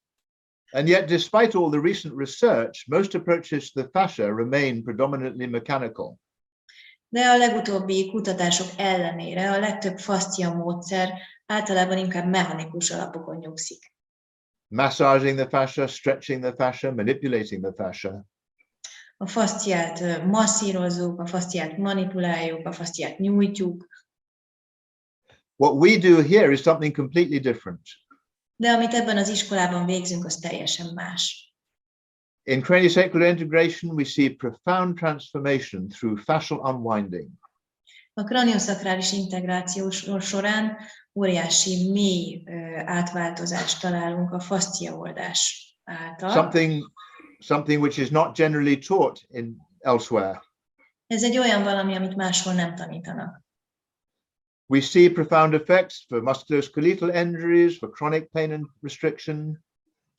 Nagyon mély hatással van a vázizomzat sérülései esetén, krónikus fájdalom és feszültségek esetén. For emotional tension, trauma, and overall integration of the body and mind. Érzelmi feszültség, trauma esetén, illetve a test-lélek teljes átfogó integrációjában. And this is not through manipulation of the fascia. És ez nem a fascia manipulációján keresztül valósul meg. It is a unique integrated approach engaging with the body's cybernetic systems. Ez egy egyedülálló, integratív megközelítés, amely a test kibernetikus rendszerével kapcsolódik. In other words, connecting with the body's own inherent control systems. Tehát más szavakkal a test belső szabályozó rendszerével kapcsolódunk. Enabling a much more profound influence on the central nervous system. Amely egy mélyebb hatással bír a központi idegrendszerre. And as I say, it's something that is not widely taught. Very few people work in this way, and yet it's such a powerful and profound process that it really is so valuable. It needs to be presented more widely. És ahogy mondtam, ez egyáltalán nem széles körben tanított valami, de egy nagyon-nagyon hatékony folyamat, amit sokkal több helyen kellene tanítani. So I'm going to come out and just show you a couple of videos of fascial unwinding. Jó, most néhány videót fogok nektek mutatni a fascia oldásról. So in fascial unwinding, the body will move of its own accord. Jó, tehát a fascia oldás során a test a saját belátása szerint mozog. You might think initially that I was moving the body. Valószínűleg azt gondoltátok eleinte, hogy én mozgatom a testet. But I can assure you that I'm not moving it, and so you might think that the patient must be moving their arm. De nem én mozgatom, és akkor valószínűleg azt gondoljátok, hogy a kliens mozgatja a karját. But you'll soon find when you practice this process that the body just moves of its own accord. De hogyha kipróbáljátok ezt a módszert, akkor nagyon hamar rá fogtok érezni, hogy a test tulajdonképpen a saját belátása szerint mozdul és mozog. You can see how light my contact is there. Láthatjátok, hogy milyen finom a kapcsolódásom. And the body will find its own way to the positions in which it was traumatized in order to release the tensions and restrictions in the tissues. És a test meg fogja találni az útját abba a pozícióba, ahol a trauma érte, ahhoz, hogy el tudja engedni és oldódni tudjon a feszültség. So this is a fairly simple example of just unwinding an arm. One can work on any part of the body and on the whole body. Ez egy nagyon egyszerű példája, hogy hogyan működik a fasciaoldás a karban, de a test bármely részén működik ez, vagy akár a teljes testen. And here you can see an unwinding of the neck. És itt pedig egy nyakfasciaoldást láthattok. And again, you might think that I must be moving that neck or the patient must be moving, but neither of us is moving it. És megint azt gondolhatjátok, hogy én mozgatom a nyakat, vagy hogy a kliens mozdítja, de igazából egyikünk sem. The body is finding its own way in a way that no practitioner or human mind could ever discover. hanem inkább a test megtalálja a saját útját, egy olyan utat, amit tulajdonképpen semmilyen orvos vagy kezelő nem tud megtalálni helyette. Because the body in its own wisdom knows far better than any human mind where it needs to go in order to release those tensions and restrictions. Mert a test a saját bölcsessége által sokkal inkább tudja, mint bármilyen emberi agy, hogy hová kell mennie ahhoz, hogy el tudja engedni a feszüléseit, és oldani tudja azokat. Okay. So we still have a little bit more to say, but just before I go on, anybody want to ask any questions at this point about what we talked about so far? Még van egy kis időnk hátra, és még beszélni fogunk néhány dologról, de hogy van-e esetleg valakinek olyan kérdése, amit szeretne feltenni? Nekem lenne egy olyan kérdésem. Oké. Szia! Sziasztok! Hogy ezek a kezelések tulajdonképpen a terapeután is átmennek, szóval lehet, hogy együtt fogok sírni a pácienssel? Ezek az érzések rajtam is érezhetőek lesznek? Okay, she's asking if these things pass through the therapist. So is it possible that I'm going to cry together with the client? Am I going to take on their feelings? Well, that's a very good question. It's obviously very important to look after yourself as a therapist. Ez egy nagyon jó kérdés, és természetesen nagyon-nagyon fontos, hogy vigyázz magadra, mint terapeuta. And there are many ways of doing this. Nagyon sok módja van ennek. And many people, when you read books about it, talk about protecting themselves by creating shields or walls to not take on the patient's process. És hogyha elkezdesz utána olvasni a témának, akkor nagyon sok könyvben olvashatsz ilyeneket, hogy mindenféle falakat kreálj magad köré, meg buborékot, hogy ne érjenek el hozzád, és ne vedd föl a páciensnek a folyamatait. But I see it differently. De én ezt egy kicsit másképp látom. I think if you work on yourself and get your own system completely as clear as you can, Én azt gondolom, hogy ha dolgozol magadon, és megtisztítod a saját rendszeredet, amennyire lehetséges, then anything that is coming from your patients will just pass through you and flow through you and will not affect you. akkor minden, ami a páciensed felől érkezik, át fog menni rajtad, egyszerűen átfolyik rajtad, és nem fog veled maradni. When a therapist is activated, it's because they have their own things in there which are being triggered. Amikor egy terapeuta aktiválódik, vagyis reaktív lesz a páciens dolgaira, akkor az azért van, mert ott vannak a saját elakadásai, amikbe beleütköznek ezek a dolgok, amik érkeznek a pácienstől. So a vital part of this training from start to finish is looking after yourself, receiving treatment for yourself, developing your grounding, clearing your own past traumas so that you can come with a calm, quiet presence and a clear system. Tehát ennek a képzésnek az elejétől a végéig nagyon-nagyon fontos része az, hogy hogyan tudod saját magadat karbantartani, hogyan tudsz földelni, hogyan tudod tisztítani a rendszeredet. Ahhoz, hogy egy olyan csendes és nyugodt jelenléttel tudjál jelen lenni a kezelés során, ami segít ebben.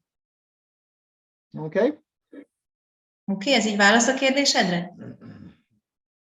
Igen, köszönöm. Oké, köszönjük. Yes, thank you. Okay. Anything else before we go on? Jó, van esetleg másnak kérdése? Én szeretnék kérdezni. Szia. Sziasztok! Azt szeretném kérdezni, hogy itt az utolsó 2 videóban mi volt az instrukció, amit ő adott a páciensnek, vagy volt-e valami instrukció, vagy hogy jött létre ott bármiféle mozgás, és az mennyire volt tudatos? Zsuzsanna is asking that what was the instruction given to the client in the last 2 videos of fascial unwinding, and what was said there, and how was this conscious what was happening there? What was happening really there? Well, it's not necessary to say anything to the patient. Tehát egyáltalán nem fontos ilyenkor bármit mondani a kliensnek. The patient is not doing anything, they're not moving. You just invite them to relax and let go completely. A kliens igazából nem irányít semmit, és nem ő mozog, csak egyszerűen meghívod arra, hogy lazítson teljesen. All the therapist needs to do is to create the space where the body has room to move. És a terapeutának mindössze annyi a dolga, hogy megteremti azt a teret, ahol a test tud mozogni. And then to engage with the forces within the tissues. És ahhoz, hogy kapcsolódjunk a szövetekben lévő erőkkel. And when you engage with the system, then these movements start to happen spontaneously of their own accord. Tehát tulajdonképpen ahogy kapcsolódsz ezekkel az erőkkel, ezek a mozgások megtörténnek maguktól. And this is something you'll very soon experience for yourself. Igen, szóval ez valami, amit a képzés során elég hamar megtapasztal mindenki egyébként. When you start the training, you do some, quite early on, we start doing some fascial unwinding, and you'll find that it just happens. És már nagyon hamar a képzés során csinálunk fasciaoldást, és egyszerűen megtapasztalod, hogy ez megtörténik. And the first few times you'll think, well, the patient must be moving, and the patient will say, no, I'm not moving, you must be moving, and you can only both conclude that it's just coming from the fascia. Tehát az első néhány alkalommal nyilván azt fogod gondolni, hogy a kliens az, aki mozog, és akkor megkérdezed, hogy te vagy az, aki mozogsz, és kiderül, hogy nem. És aztán nagyon hamar kiderül, hogy ez tényleg a fasciából érkezik ez a mozgás. Ez egy nagyon érdekes élmény. Okay, so I'd just like to finish off. Okay, sorry. Okay, Zsuzsanna? Yeah, you want to say something else? Yeah. Hogy még azt akarom kérdezni, hogy erről szól maga a tanfolyam, hogy ezt a részét megtanuljuk, hogy én hogy adok teret erre a dologra, hogy jöjjön létre, vagy ez gondolom része a képzésnek? Zsuzsanna is asking if this is part of the training. Is it part of the training that we learn how to give space to this phenomenon? Absolutely, yes. Everything I'm talking about is part of the training, the fascial unwinding, the engagement, the working with trauma, it's all part of the training. Igen, abszolút. Tehát minden, amiről beszélek most, az része a képzésnek, a fasciaoldás, a traumákkal való munka, a kapcsolódás, ez mind része a képzésnek, igen. Okay, so I'm just going to finish off the PowerPoint. Jó, most akkor visszatérünk egy picit a PowerPoint-ra. So I just want to say a little bit about trauma. Jó, egy picit fogok beszélni a traumáról. So trauma is fundamental to all health. Tehát a trauma az alapvető, minden az egészséggel kapcsolatban egy alapvetés. People often think of trauma as some very severe incident, but actually all of us are affected by trauma. Az emberek gyakran azt gondolják, hogy a trauma valami nagyon súlyos dolog, de valójában mindannyiunkat érnek traumák. And craniosacral integration is exceptional in its profound resolution of trauma at the deepest level. És a kraniosakrális integráció kifejezetten különleges abban, hogy mennyire mélyen tudja a traumát oldani. Trauma is not just something that happens. A trauma nem csak valami, ami megtörténik. It is a physiological process affecting the amygdala and the hippocampus, hanem ez egy fiziológiai folyamat, ami érinti az amigdalát és a hippocampust, az agyon belül, in which fight and flight or freeze patterns become deeply ingrained in the system, affecting everything about the person. Amelyen belül a üs, vagy fuss, vagy fagy le mintázatok nagyon mélyen beívódnak a rendszerbe, és abszolút hatással vannak mindenre. In this top picture here, you can see the triune brain or three-part brain. Ezen a felső képen láthatjuk a három rétegű agyat. The red part is the reptilian brain. A piros az R-komplexum, vagyis a hüllőagy. Concerned with survival instincts. Ahol a túlélési reakciók lakoznak. The green part is the limbic system present in all mammals. A zöld a limbikus rendszer, amely minden emlősben jelen van. Concerned with emotions. Ez az érzelmekért felelős. And the purple part is the neocortex present in humans, concerned with rational thought. És a lila rész a neokortex, ami csak az emberekben van jelen, és ez pedig a racionális gondolkodásért felelős. The amygdala and the hippocampus are structures within the limbic system. Az amigdala és a hippocampus a limbikus rendszeren belül helyezkednek el. Amygdala is Greek for almonds. Az amigdala úgy néz ki, mint egy mandula, And these are two almond-like structures which act as the alarm systems for the body. és ez két ilyen mandula alakú képlet, ami a testnek tulajdonképpen a riasztórendszere. Like a fire alarm in your house, which goes off to tell you to escape quickly and run away. Úgy működik körülbelül, mint a tűzriasztó, ami hogyha megszólal és megy, akkor azt sugallja számodra, hogy fuss és menekülj. But in trauma, the amygdalas have been overwhelmed and the patient is, or the person is feeling alarmed the whole time. They can't stop feeling alarmed. The sympathetic nervous system is constantly activated. A trauma állapotában az amigdala, tehát ez a riasztórendszer folyamatosan aktivizálva van, olyan, mintha állandóan menne, és ezzel párhuzamosan a szimpatikus idegrendszer is egy folyamatos ingerültségi állapotban van. The hippocampus is Greek for seahorse.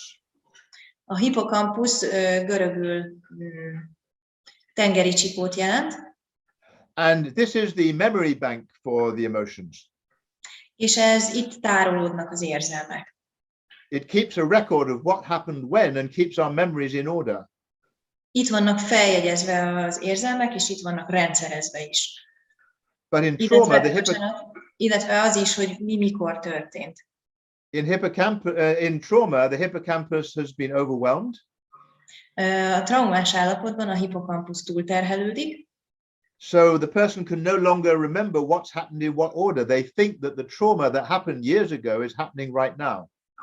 És összezavarodik, tehát az ember nem tudja, hogy mi mikor történt, és sokszor előfordul, hogy úgy érzékelik, hogy az, ami régen történt trauma, az most történik.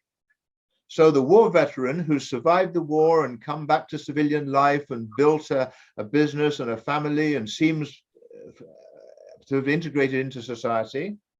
Tehát például a háborús veterán, aki túlélte a háborút, visszatér az életbe, felépít egy üzletet, családja lesz, és úgy tűnik, hogy teljesen integrálódott a társadalomba. May still have this trauma deeply embedded in his limbic system. Továbbra is nála ott van ez a trauma mélyen beivódva a limbikus rendszerébe. And a loud noise like a car backfiring can send him diving for cover because he suddenly thinks that he's in war again. És például egy hirtelen jött hangos zaj, például, hogyha elmegy mellette egy autó és gyújtáshívás, akkor arra ösztönözheti, hogy hirtelen ugorjon és menedéket keressen, mert egyszerűen visszahozhatja a háborús emlékeket. So trauma needs healing and integration at a very profound level. Tehát a traumának gyógyításra van szüksége és integrációra egy nagyon mély szinten. Not just physical therapy, not just psychotherapy. És nem csak fizikális terápiára, és nem csak pszichoterápiára. But the release of shock and trauma. Hanem a sok és trauma oldására. At a molecular level, a subatomic level, a quantum level. Molekuláris szinten, szubatomi szinten és kvantum szinten is. And reintegration of the whole person. És a teljes ember újraintegrációjára. Trauma is at the root of most ill health. A trauma a gyökere a legtöbb betegségnek. Whether from birth, injury, a difficult childhood. Legyen a születési trauma, sérüléssel kapcsolatos trauma, vagy egy nehéz gyermekkor. Parents, school, relationships. Legyen ez kapcsolatos szülőkkel, iskolával, kapcsolatokkal. Rape, childhood abuse, sexual abuse. Szexuális zaklatással, vagy gyerekkori abúzussal, szexuális abúzussal. War, torture, post-traumatic stress disorder. Vagy legyen ez a trauma háború, vagy valamilyen kínzás, vagy posztraumás stressz.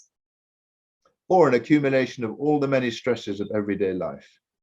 Vagy egyszerűen a mindennapi stressz felhalmozódása. Everyone is carrying trauma in their systems. Mindenkinek van a rendszerében trauma felhalmozva. Every craniosacral treatment is releasing trauma. És minden craniosacrális terápia traumát old. And resolving trauma through craniosacral integration is an extremely powerful and transformative process. És a trauma oldás a craniosacrális integráció által, ez egy nagyon erőteljes és nagyon mély átalakulást hozó folyamat. Okay, so I just want to finish by saying a little bit about the College of Cranio-Sacral Therapy, both in London and in Hungary, and tell you a bit more about that. This is one of the venues we use in London, very beautiful place. Obviously, most of you will probably do your training in Hungary, but if you ever come to see us here, you will see this beautiful place. Jó, tehát most szeretnék egy picit beszélni a College of Cranio-Sacral Therapyról, a londoni központról, illetve a magyarországi képzési központról. Itt láthattok néhány képet a londoni központról. We often start the day with some Tai Chi or some Qigong or some yoga or something like that to get ready for the day. Sokszor kezdjük a napot a képzésen Tai Chi-val, vagy Qigonggal, vagy jogával, hogy felkészüljünk a napra. And then during the training, you spend most of your time like this, lying down, being treated or treating. És a tréningen általában így töltöd a napjaidat, nagyon sokszor fekve, és kezelést kapva, vagy pedig kezelve másokat. So isn't that a wonderful way to study and learn? Hát nem egy gyönyörű módja a tanulásnak? Literally, you'll spend probably 2/3 of the training just giving each other treatments. Tulajdonképpen a képzés 2/3 azzal töltjük, hogy kezeléseket adunk egymásnak. Of course, there's anatomy to learn as well. De természetesen az anatómiát is megtanuljuk. And we always ensure that we have a wonderful tutor team that supports you and looks after you throughout the training. És nagyon fontosnak tartjuk, hogy jelen legyen az asszisztencia. Sok-sok olyan asszisztensünk van, aki végig segít benneteket a folyamaton. And we also run study groups in between the courses. You can see Zsuzsi there. That's one of the study groups in Hungary, one of our last courses. És tanulócsoportokat is tartunk, természetesen, hogy segítsük a tanulásotokat. Ott van Zsuzsi a képen, és ez Magyarországon készült, a magyarországi képzésen ez a kép. So, as you may know, the professional training in Budapest is starting very soon, probably in January, I think. Zsuzsi will tell you more about that. It'll be a 2-year professional training, which will teach you everything we've been talking about today. És ahogy bizonyára tudjátok, a következő magyarországi 2 éves professzionális terapeuta képzés januárban indul. Erről majd Zsuzsi fog bővebb információval szolgálni. And we have many support structures to look after you throughout the training. We look after our students extremely well. És nagyon sok segítséget és támogatást nyújtunk a képzés során a hallgatóknak. There are 2 main textbooks for the course that I've written, and the first one is now translated into Hungarian for you. És 2 könyv van, amit én írtam, amiben benne van ennek a képzésnek az anyaga. Az első könyv a Craniosacrális Integráció, ez a lila, ez már magyarra fordítva is megjelenik. When you complete the training, you have a wonderful celebration, graduation day, and you receive your diploma in Cranio-Sacral Therapy. És amikor befejeztétek a képzést, akkor hatalmas ünneplés lesz, és megkapjátok a craniosacrális terapeuta oklevelet. After that, you can continue to enjoy postgraduate courses for the rest of your life. És utána lehetőségetek van posztgraduális képzésekre járni. Being a part of the Cranio-Sacral community is such an enjoyable and therapeutic and wonderful place to be. És nagyon szuper dolog része lenni a craniosacrális terapeuták társaságának. Egyébként Magyarországon egy egyesület is van most már, ahová be lehet kapcsolódni. So, why might you train as a craniosacral therapist? Szóval miért is gondolna az ember arra, hogy craniosacrális terapeutává váljon? Many people come because they're seeking a life of deeper purpose, value and satisfaction.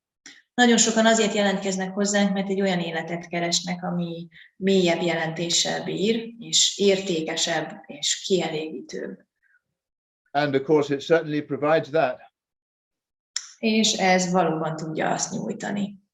Not only are you spending most of your working life in a state of meditation and peace and calm, Nem csak, hogy a munkaidőd legnagyobb részét meditatív állapotban és nyugalomban, csendességben töltheted, but you're also helping people to transform their lives and helping unwell people to become healthy. de emellett segítesz másoknak is, hogy megváltozzon az életük, és segítesz másokon. Some people come because they want to help in a special area, like treating babies or disabled people. Vannak, akik azért jelentkeznek hozzánk, mert egy bizonyos szakterületen szeretnének többet tudni, vagy ott szeretnének dolgozni, például csecsemőkkel, kisbabákkal, vagy fogyatékkal élőkkel. Some are already therapists looking for a more profound, gentler approach. Vannak olyanok, akik már terapeuták, akik hozzánk jelentkeznek, ők általában egy mélyebb, finomabb megközelítést keresnek. Whether it's massage therapists wanting to do something less strenuous and more profound. Például masszásterapeuták sokan jelentkeznek hozzánk, akik valami olyat szeretnének csinálni, ami kevésbé megterhelő, de egy kicsit mélyebb. Or dentists recognizing that there is more to life than just teeth. Vagy például fogászok, akik rájönnek, hogy többről szól az élet, mint csak a fogakról. Many of our students are non-therapists working in different things like offices or music or dance or all sorts of different areas, looking for something more rewarding to do with their life. És nagyon sokan jönnek hozzánk, akik nem terapeuta, nem rendelkeznek terapeutai háttérrel, például zenészek és táncosok és irodai dolgozók, akik például egy sokkal jutalomgazdagabb életre vágynak, vagy megjutalmazóbb életre. For many people, it's a part of their own personal journey of transformation. Sokaknak ez része lehet a saját személyes fejlődési útjuknak. People who have been exploring different things like meditation, yoga, different therapies, trying to find the meaning of life, and they brings them to craniosacral therapy as the most profound way to do that. Például olyanok is járnak hozzánk, akik a meditációban, a jogában és egyéb terápiákban keresik a teljességet, és ők nagyon sokszor elvetődnek hozzánk, és a craniosacrális terápia a következő lépés nekik. Most of all, it's the most profound way to transform your own life and transform the lives of others. De leginkább ez tulajdonképpen egy nagyon jó módja annak, hogy megváltoztasd a saját életedet, és átváltoztasd ezáltal másokét is. Every year at the end of each training, most of our students, all our students say, this has been the most profound transformative experience of my life. És minden évben a hallgatóink, amikor végeznek, akkor általában ez szokott lenni, amit visszajeleznek, hogy ez volt a legmélyebb és a legátváltoztatóbb valami, ami történt velem életemben. It's transformed my life on every level. És hogy nagyon sok szinten, minden szinten megváltoztatta az életemet ez a képzés. Professional and personal. Professzionális szinten is, és személyes szinten is. Physical, mental, emotional, and spiritual. Fizikális, mentális, emocionális és spirituális szinten is. And why would you choose this particular college? És miért választanád a CCST-nek a képzését? Firstly, because we are the first and most established college. Leginkább azért, mert mi vagyunk az első és legautentikusabb iskola. We have a huge amount of experience underlying our training. Óriási tapasztalattal bírunk. Particularly significant is our integrated biodynamic approach. És a legfontosabb és leglényegesebb dolog ez az integratív szemléletünk. Some trainings describe themselves as biodynamic, others are more biomechanical. Vannak olyan craniosacrális képzések, amik biodinamikus szemléletűek, vannak olyanok, amik biomechanikus szemléletűek kifejezetten. At CCST, our approach integrates biodynamics, biomechanics, mindfulness, fascial unwinding. De a mi képzésünk, az integrált craniosacrális terápiás képzés mindezeket integrálja, tehát a biodinamikus szemlélet, a biomechanikus szemléletmód, a mindfulness és a fascia oldás is mind-mind részei ennek a képzésnek. So we have a wider spectrum that means we can respond to each person according to their needs in the most effective way. Tehát egy sokkal szélesebb spektrumon dolgozunk, és ezért sokkal inkább válaszolni tudunk a kliens igényeire. Many people who have trained at other colleges then come to our college in order to gain a more profound experience. Nagyon sokan, akik más kraniosakrális iskolában végeztek, aztán átjönnek hozzánk, hogy elmélyítsék a tudásukat. This college provides you with a very thorough preparation for professional practice. Ebben az iskolában egy nagyon mély felkészülést kaphatsz ahhoz, hogy aztán egy saját praxist építs ki. Including clinical experience, which is not provided by most colleges. És ennek része a klinikai gyakorlat, ami a legtöbb más kraniosakrális iskolának nem része. You will receive a diploma as a craniosacral therapist. És aztán kraniosakrális terapeutai oklevelet fogsz kapni a végén. The training is suitable both for health professionals and for those seeking a change of career. És ez a képzés ez mindenki számára megfelelő, tehát tulajdonképpen egészségügyi végzettségűek, és olyanok is, akik pályát módosítani szeretnének, azoknak is megfelelő. We provide a huge amount of support. Rengeteg támogatást nyújtunk végig. And most of all, it is profoundly transformative. És ami a legfontosabb, az, hogy mély változásokat hozhat. So, if you wish to transform your life and the lives of others, this is the place to come. Tehát, hogyha szeretnéd megváltoztatni az életedet, és szeretnéd másokét is megváltoztatni, akkor itt van a helyed. So, as I said, our 2-year professional training in Budapest will be starting in January. Tehát, ahogy mondtam, a 2 éves professzionális terapeuta képzésünk Budapesten januárban indul. You can contact Zsuzsi to find more details. És keressétek Orosz Zsuzsannát, Zsuzsit a részletekért, illetve itt vannak az elérhetőségeink. And if you want to make contact, there are the contact details both for Hungary and for London. Jó, és igen, itt vannak az elérhetőségek, a magyarországi elérhetőségek és a londoniak is. Okay, so I'll just leave those details there visible for a short while in case anybody wants to write them down or make a note of them. Jó, ezeket most fennhagyom itt, ezeket az elérhetőségeket. And Zsuzsi, do you want to say anything about the training that's about to start? Jó, Zsuzsi, hogyha itt vagy. Igen, köszönöm, Thomas.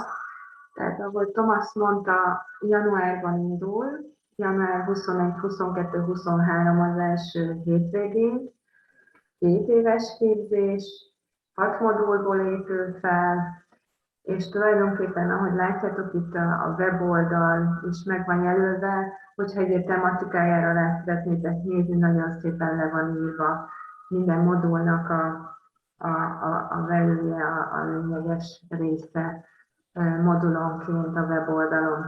Nem tudom, hogy most így hirtelen kérdésetek van-e, akár az előadással, akár az iskolával kapcsolatban, nagyon szívesen válaszolok. Hogy ne csak Zsófé beszéljen. Igen, nekem lenne egy kérdésem. Igen? Hogy a kraniosakrális terápiát Magyarországon akkor tudom végezni, ha természetgyógyász végzettséget szerzek? Nem szükséges hozzá természetgyógyász végzettség. Tulajdonképpen bármilyen végzettséggel, ahogy a Thomas mondta, el lehet végezni és lehet alkalmazni. Oké, köszi. Zsófi? Jó, én csak annyit szerettem volna mondani, hogy Magyarországon végezhető ez a terápia mindenféle előképzettség nélkül. Tehát számlát is lehet róla úgy adni, meg, tehát abszolút lehet így végezni. Okay, so any questions either for me or for Zsuzsi or about the training or about craniosacral integration? Just put your hand up if you'd like to ask anything. Jó, tehát van-e valakinek bármilyen kérdése, akár a tréninggel kapcsolatban, akár felém, akár Zsuzsi felé, akár az előadással kapcsolatban? Jó, nyugodtan tegyétek fel a kezeteket, hogyha van. Igen, nekem az lenne a kérdésem, hogy az első és a második fokozat között van-e valami kritérium, amit teljesíteni kell, hogy menjünk az első fokozatról a másodikra? Zsuzsi? Tulajdonképpen nincsen kritérium, tehát így a modulok között nincsen. A harmadik modul után kezdjük el a szakmai gyakorlatokat. Ott van egy ilyen elbeszélgetés tulajdonképpen mindenkivel, átbeszéljük, hogy ki milyen szintre ért el, vagy hogy érzi magát az egész folyamatban, és akkor tulajdonképpen ez után folytatódik a negyedik modullal, de közben nincsen ilyen kritérium. Nyilván vannak közben házi feladatok, vannak tesztek a modulok végén, vannak gyakorlati részek, illetve a saját kezelődésünk, ami még nagyon fontos, tehát ezeknek kell nyilván megfelelni a tanfolyam során, illetve ezeket teljesíteni, és akkor tulajdonképpen nincsen akadálya a modulok között a továbbhaladásnak. Oké, köszönöm. Szuper. Nekem lenne még egy kérdésem, hogy igazából az első rész után mi már tudunk így emberekkel foglalkozni? Így elkezdhetjük magunk, vagy azért várjuk a harmadik, vagy a negyedik, vagy a végét meg kell várni, vagy csak így családtagba foglalkozzunk? Valójában hivatalosan craniosacrális terapeutaként csak a 6 modul elvégzése után tudsz dolgozni, nyilván pénzt is kérsz érte, de közben nagyon fontos, hogy kezeld a családtagjaidat, barátjaidat, ismerőseidet, mert hiszen ez a gyakorlás része. Minimum 100 kezelést kell elvégezzenek a hallgatók a második év végére. Tehát ebben vannak szakmai gyakorlatok is, de erről vezetünk gyakorlati naplót, tehát ezeket feljegyezzük. Ez az egész folyamatnak a része. Ugye Thomas mondta, a képzésnek a 2/3 tulajdonképpen a gyakorlati részről szól, nagyon gyakorlatorientált, és ezért ez egy nagyon jól. Nyilván rengeteg elmélet is van benne, de nagyon szépen mellé van illesztve a gyakorlati rész, és hát kell kezelni folyamatosan. Itt ugyanazt az ember többször lehet kezelni, vagy ő csak egyszer szerepelhet ebbe a 100 kezelés sorozatba? Lehet többször is kezelni, hogy nem. Nyilván többet kezeljünk, de egy ember többször is, sőt, az a jó, hogyha követjük a folyamatát, tudjuk már követni a folyamatát így a kezelések során. Oké, köszönöm. Szívesen. So how many of you are thinking you'd like to do the training? Szóval ki az, aki úgy gondolja, hogy esetleg érdekelni a képzés? Van-e köztünk olyan?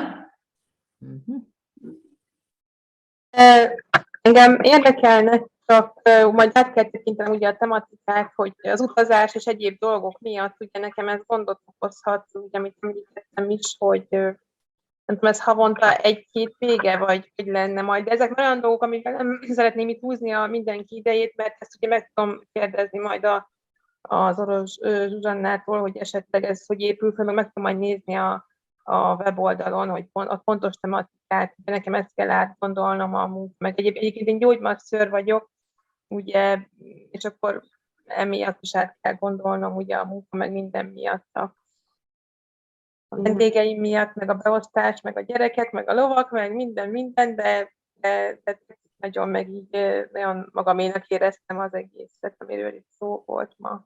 Úgyhogy köszönöm szépen. Köszönjük. Mindig egy élmény volt. Igen, hát valóban fönt vannak a dátumok, tehát ott is meg tudod nézni, de bátran kérdezzetek e-mailben is, vagy telefonon is hívjatok.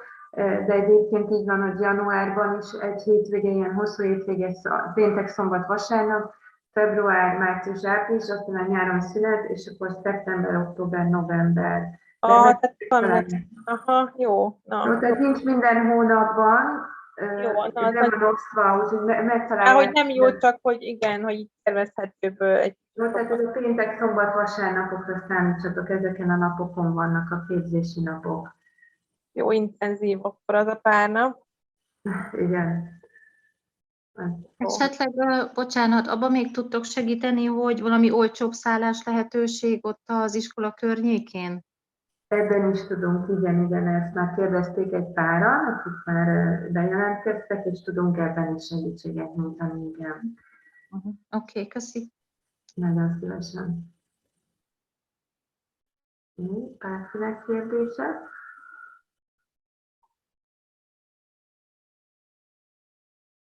Jó, ha közben. Anything else? Igen. No.